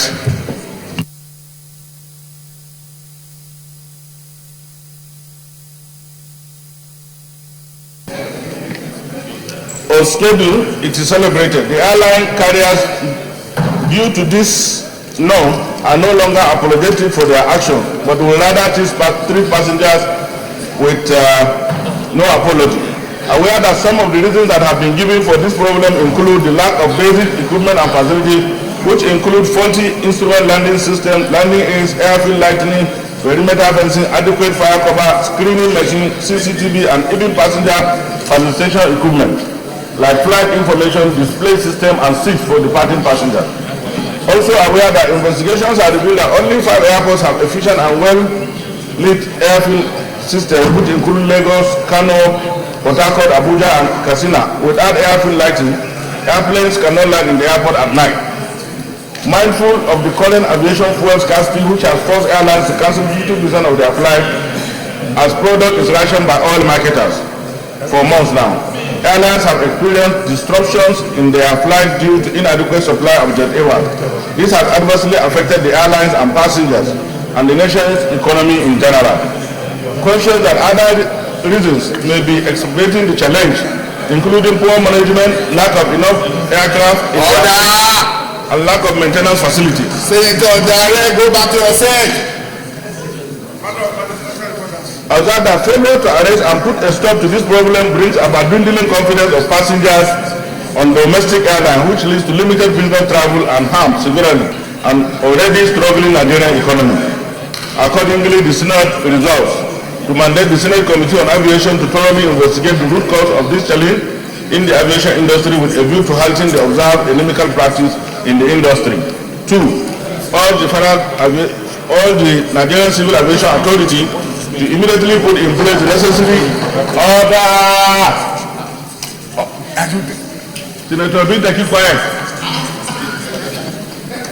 Regulatory machines to arrest the discipline functions in the industry, and urge the Consumer Protection Commission to take the necessary steps to protect the rights and privilege of Nigerian consumers in the economy. I so move, Mr. President. All right, thank you, Senator Ben Bruce.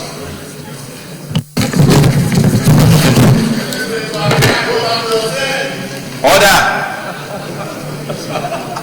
Mr. Senate President, my name is Ben Murray Bruce, representing Bayelsa East. I second this motion by Senator Nala. As a member of the Aviation Committee, let me explain that what is happening in the aviation sector in Nigeria is a total disgrace. Let us take it one by one. To run an airport is no different from running a mall. That is all it is. It is a mall with shops and services, with security operatives, immigration, and so on and so forth. In a mall, you have bathrooms that are clean. In an airport, you have bathrooms that are clean. You have security services. That is all it is. A mall is run with service charge. The airports in Nigeria are run with revenue from the shops in the facilities. Everybody pays because foot traffic generates phenomenal income, so it is not a money problem. The problem you have with the aviation sector is nothing but pure corruption. All airports can be run profitably for the nation, on one hand. Two, the airlines. Most airlines in Nigeria today are at the verge of bankruptcy. The reason anybody owning an airline that will have a 9-hour delay is only one reason.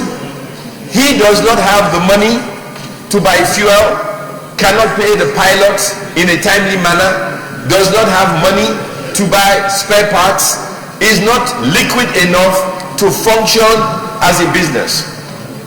A lot of us here run our businesses. If you are not cash strapped, it is very unlikely that you will kill your own business and not be able to pay salaries and generate income. Every time a flight is late or delayed, you lose revenue. So let us look at it as a pure business transaction. A businessman invests in an airline, and the airline is being run in a sense by an inefficient and incompetent government parastatal. So if Senator Nala sets up an airline, and then you tell him 30% of the ticket, value of the ticket, order. I need this. Everybody be quiet. Order. Thank you. If there is no order, there will be consequences. Now, if you buy a ticket for 100 naira and you tell the man owning an airline that 35% of that 100 naira is a taxation, you've taxed him 35%. This is without paying other taxes. You've ruined his business. The reason airlines have problems today is because of the undue interference by government, all governments. To solve this problem, we need to privatize the entire sector. Unless the sector is privatized, there will be no sanity. Airlines will come and go. They will come rich and happy, they will live miserable, and they will be bankrupt. Airlines are falling out of, planes are falling out of the sky. Nobody runs an airline for him to have a crash, for him to lose his pilot, his money, and to kill people. But as I say today, it is a question of time before a plane will fall out of the sky, because you cannot run an airline without money. And the reason you don't have any money is because of overregulation by incompetent people. Think about it, incompetent. I was at Abuja Mohammed the other day, and there was a light failure. When they lost power, I waited in line for 30 minutes to process my ticket. And the guy said to me from the airline that fan... Senator Bagashafa, point of order.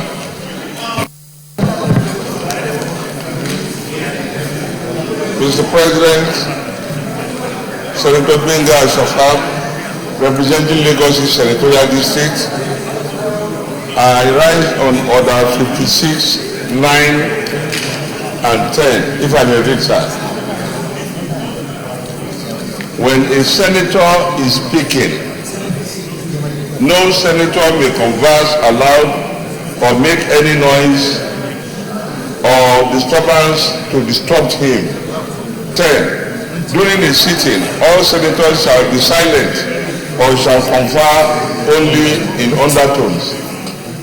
My friend Senator Nafada, Senator Nazif are clearly in breach of this order. May I call on the Senate President to please ask them to... Thank you. Order sustained. Distinguished colleagues, if we can maintain some decorum so that we'll be able to finish the day's business. Maybe after this particular item, we may adjourn for the day, because this is the first day. So, but I just want to appeal to you for us to exercise some patience and then maintain some decorum to enable us to conclude this particular motion, please. Senator Ben Bruce. Thank you, Mr. President. What I'm saying is, we're now engaging in a self-fulfilling prophecy. The airport, in conclusion, is nothing but a mall that can be self-financing. You don't need to borrow money to build any airport in the major cities. The private sector can do it for you. You don't need any budgetary allocation.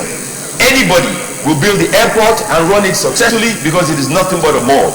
2, airlines can be profitable in Nigeria if government will stop interfering in the way they are run. 3, we are taxing the airlines to death. In some countries, the total taxes paid per ticket is no more than 5 or 10%. We charge 30-40%. We guarantee their destruction. Agencies of Nigeria are now becoming tax collection agencies. So instead of them to regulate the industry, all they are concerned about is generating revenue for themselves. This is counterproductive to the success of the airlines. Next, airlines are here to make money. You cannot regulate how much they sell their tickets. If you do so, you guarantee they do not make any profit, and therefore they will reduce the service. Finally, no airline will delay you for 9 hours and kill himself unless he is incapacitated and does not have the resources to buy fuel, pay his pilots, pay his crew, and make it possible for you to fly. And finally, this motion is serious because for those of us not paying attention, laughing, walking around, please listen. An accident is about to happen. When it happens, a plane will crash, people will die. Then you will look back and say, I paid no attention when this was being debated. It is as clear as the sun will shine tomorrow morning, an accident will happen.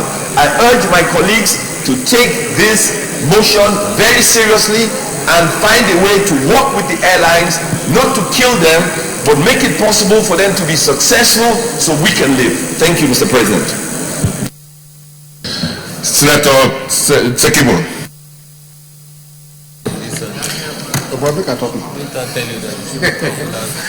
Mr. Senate President, I'm Senator George Thompson Sekibo. Mr. President, this is a major problem in the country.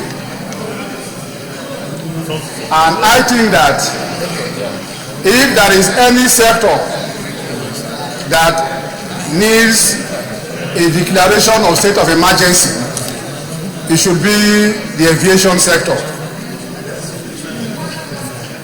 Nigerians should be known for something good. Nigerians should be known for something credible. Why can't we as a country for once do that which is right? Have the necessary discipline. If we are in business, encourage our business and do that which is right. Mr. President, when a country is known by only evil things, then it has a problem. When a country is noted just for doing something wrong, there is no time. Somebody want to travel by 9 a.m. in the morning flight, and then you arrive at the airport. After all formalities, your flight was to be at 9 o'clock. That all the aircraft will decide to keep you from that 9 o'clock to maybe around 12 o'clock for you to take a flight. Now we all know that is money. We are losing so much of man hour on daily basis. And then the mover of the motion have said something. He has talked about the likely complaints the airline owners we are making. I think it's beyond that. If it is not beyond that, with this problem, when they decide to come to the airport, they still arrive, they still land and conveyable to whatever they want to take the people to. Mr. President, I had an experience recently in Ghana. I was at the airport at Ghana in Accra to join Arik and come back to Nigeria. The time of the flight was to be 10 o'clock. I arrived there early enough. There was no information, no excuses till around 12:30 in the afternoon. And then we were told that the flight had been cancelled for that day, for the next day, and for 1 week. Meanwhile, we are in another country. We went on an holiday. There is no other alternative, no option. They did not even make any arrangement to transfer you to other airline so that you can come back. Now you will be stranded in another country. If we are noted for this delay and cancellation in our country, why do we take it also to the international scene? It is very unfortunate. And you see Nigerian on that day stranded at the airport. Mr. President, I think FAN need to do something dramatically. If you are a businessman and maybe you want to go to Lagos and you arrive at the airport, you have a meeting at 4 o'clock, you want to take a 2 o'clock flight, usually you'll be there before 4. But by 7, 8, you are not there. When I was coming to Abuja just last week, I arrived at the airport at 4 o'clock for a 4:30 flight. But when I boarded the aircraft was 10:30 in the night. I only arrived at Abuja about 11 o'clock, my house around after 12. So for me, there's an emergency in this sector. Because virtually every person in this chamber fly virtually every day or every week. And if we are losing so much hour and then having this problem, I think that we need to concentrate. Therefore, I stand to support the motion into it as it is. And also, I stand by the prayers. Thank you very much. All right, we'll quickly take Senator Matthew and then we'll go to the prayers because since we're going to investigate the issues raised here, let us limit our contributions, please. Thank you, Mr. President.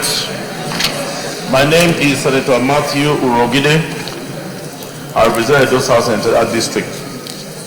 Mr. President, distinguished colleagues, first I want to lend my voice in support of this motion, and I think all the contributions that have been made by my distinguished colleagues are quite acceptable. I think they are apt, but I believe that the present occurrence in our aviation sector is one too that we must look at very critically.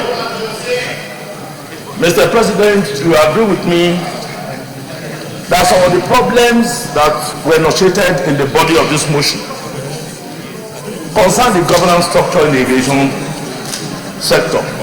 And I believe that again has to do with government on its part in ensuring that the governance structure is good enough for the smooth operation in the industry. But the other aspect of it, Mr. President, is the one that has to do with the operation schedules of the airline, which of course has caused these undue delays in our airports, and then of course the attitude of the airline staffers, particularly their ground staff, towards the patrons of these airlines. I'm talking of Nigerians who patronize these airlines. Mr. President, in fact, this attitude of theirs too has a connection with what was mentioned earlier by what we call the consumer protection. Mr. President, in this country today, one area that concerns the lives of Nigerians, because they are constrained to travel by air. Air transportation today is almost as tedious as road transportation. Mr. President, I want to say that even though Senator Ben Bruce has tried to adduce reason for this incessant, our arbitrary hiking of air transportation fares in Nigeria, I believe that most of these airlines operate today with no due consideration for Nigerians that patronize them.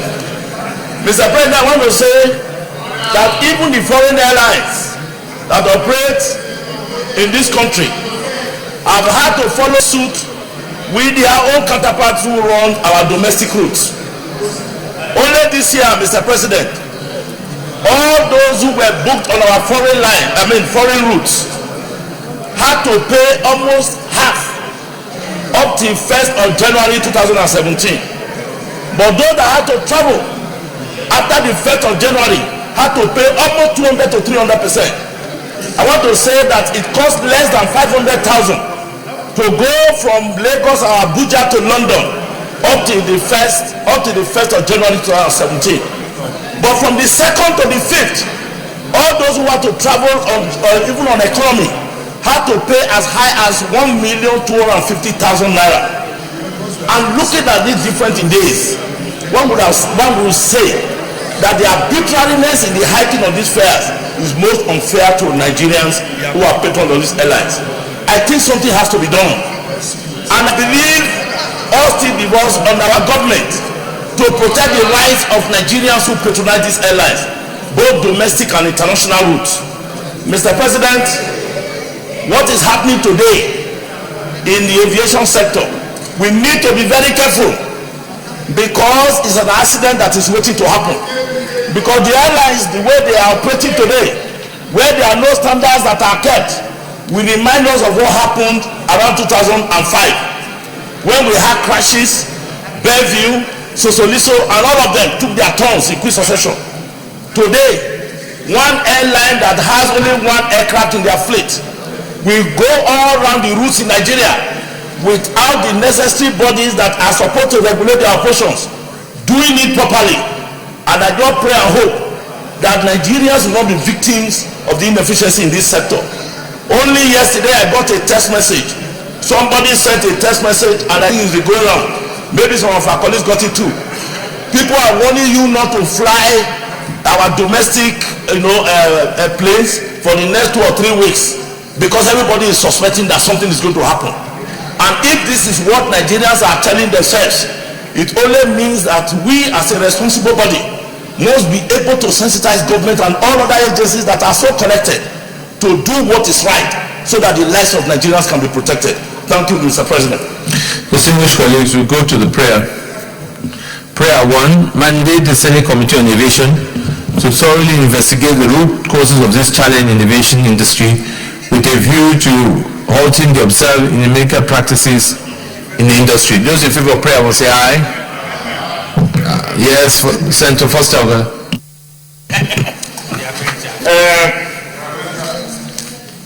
My dear Senate President and distinguished colleagues, I am Foster Ogola, representing Bayelsa West.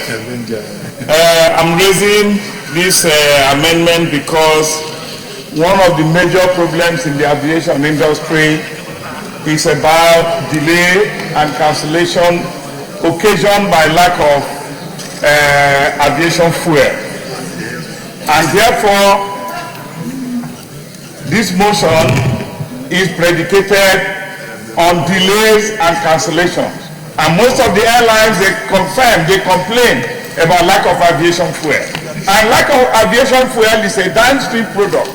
And therefore, move that the motion be amended to include a committee, Senate Committee on Aviation. I so move.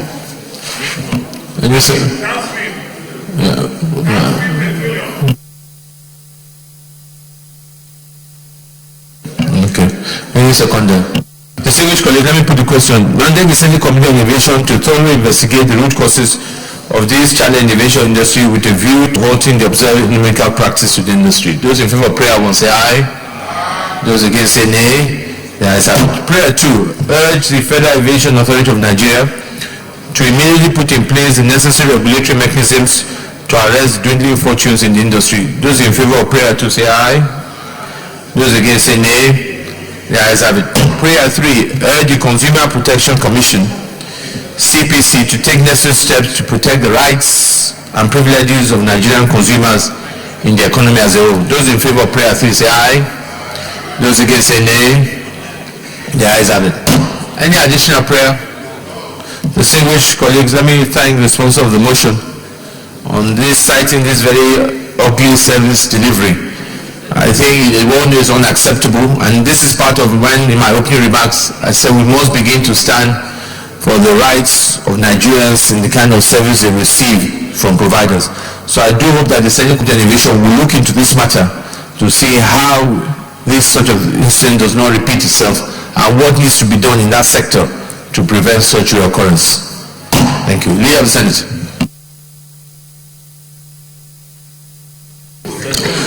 Mr. President and my distinguished colleagues, the next order of the day, having concluded the remaining items on the order paper, I hereby move that this Senate do adjourn till Wednesday, the 11th day of January 2017 at 10 a.m.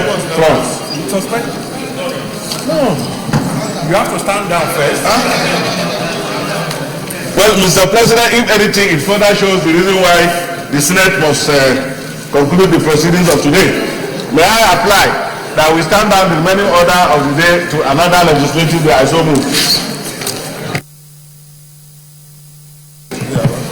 Mr. President, my distinguished colleagues, the leader having corrected himself, I note the correction that some items have not yet been exhausted, and therefore I rise to second the motion that we stand down the remaining items on the order paper to another legislative day. I so second. Distinguished colleagues, those in favor that we stand at other items on the other paper to another legislature say aye. Those against say nay. The ayes have it. Leader of the Senate. Mr. President and my distinguished colleagues, having concluded today's proceeding on the order paper, I hereby move that the Senate do adjourn till Wednesday, the 11th day of January 2017 at 10 a.m. prompt. I so move.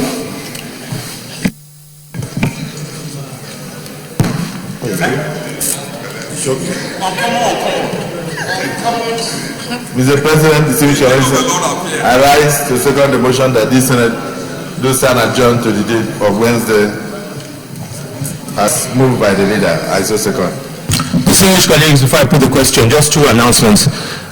Chairman Committee on Petroleum Resources Upstream, public hearing on the unlawful and willful misappropriation and criminal withholding of public revenue by NNPC and NPDC from 2013 to date for Wednesday, 11 January 12 noon, conference room 022, St. Neil Building. Please ensure attendance and your warm regards.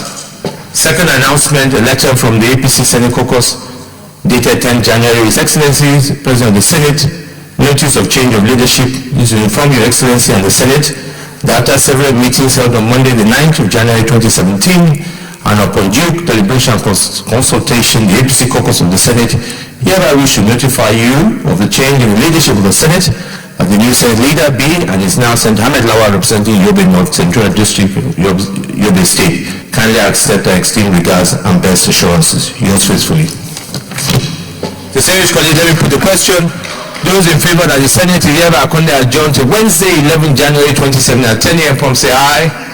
Those against say nay. The ayes have it.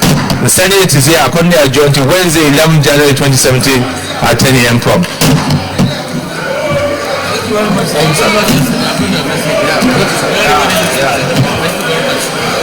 No,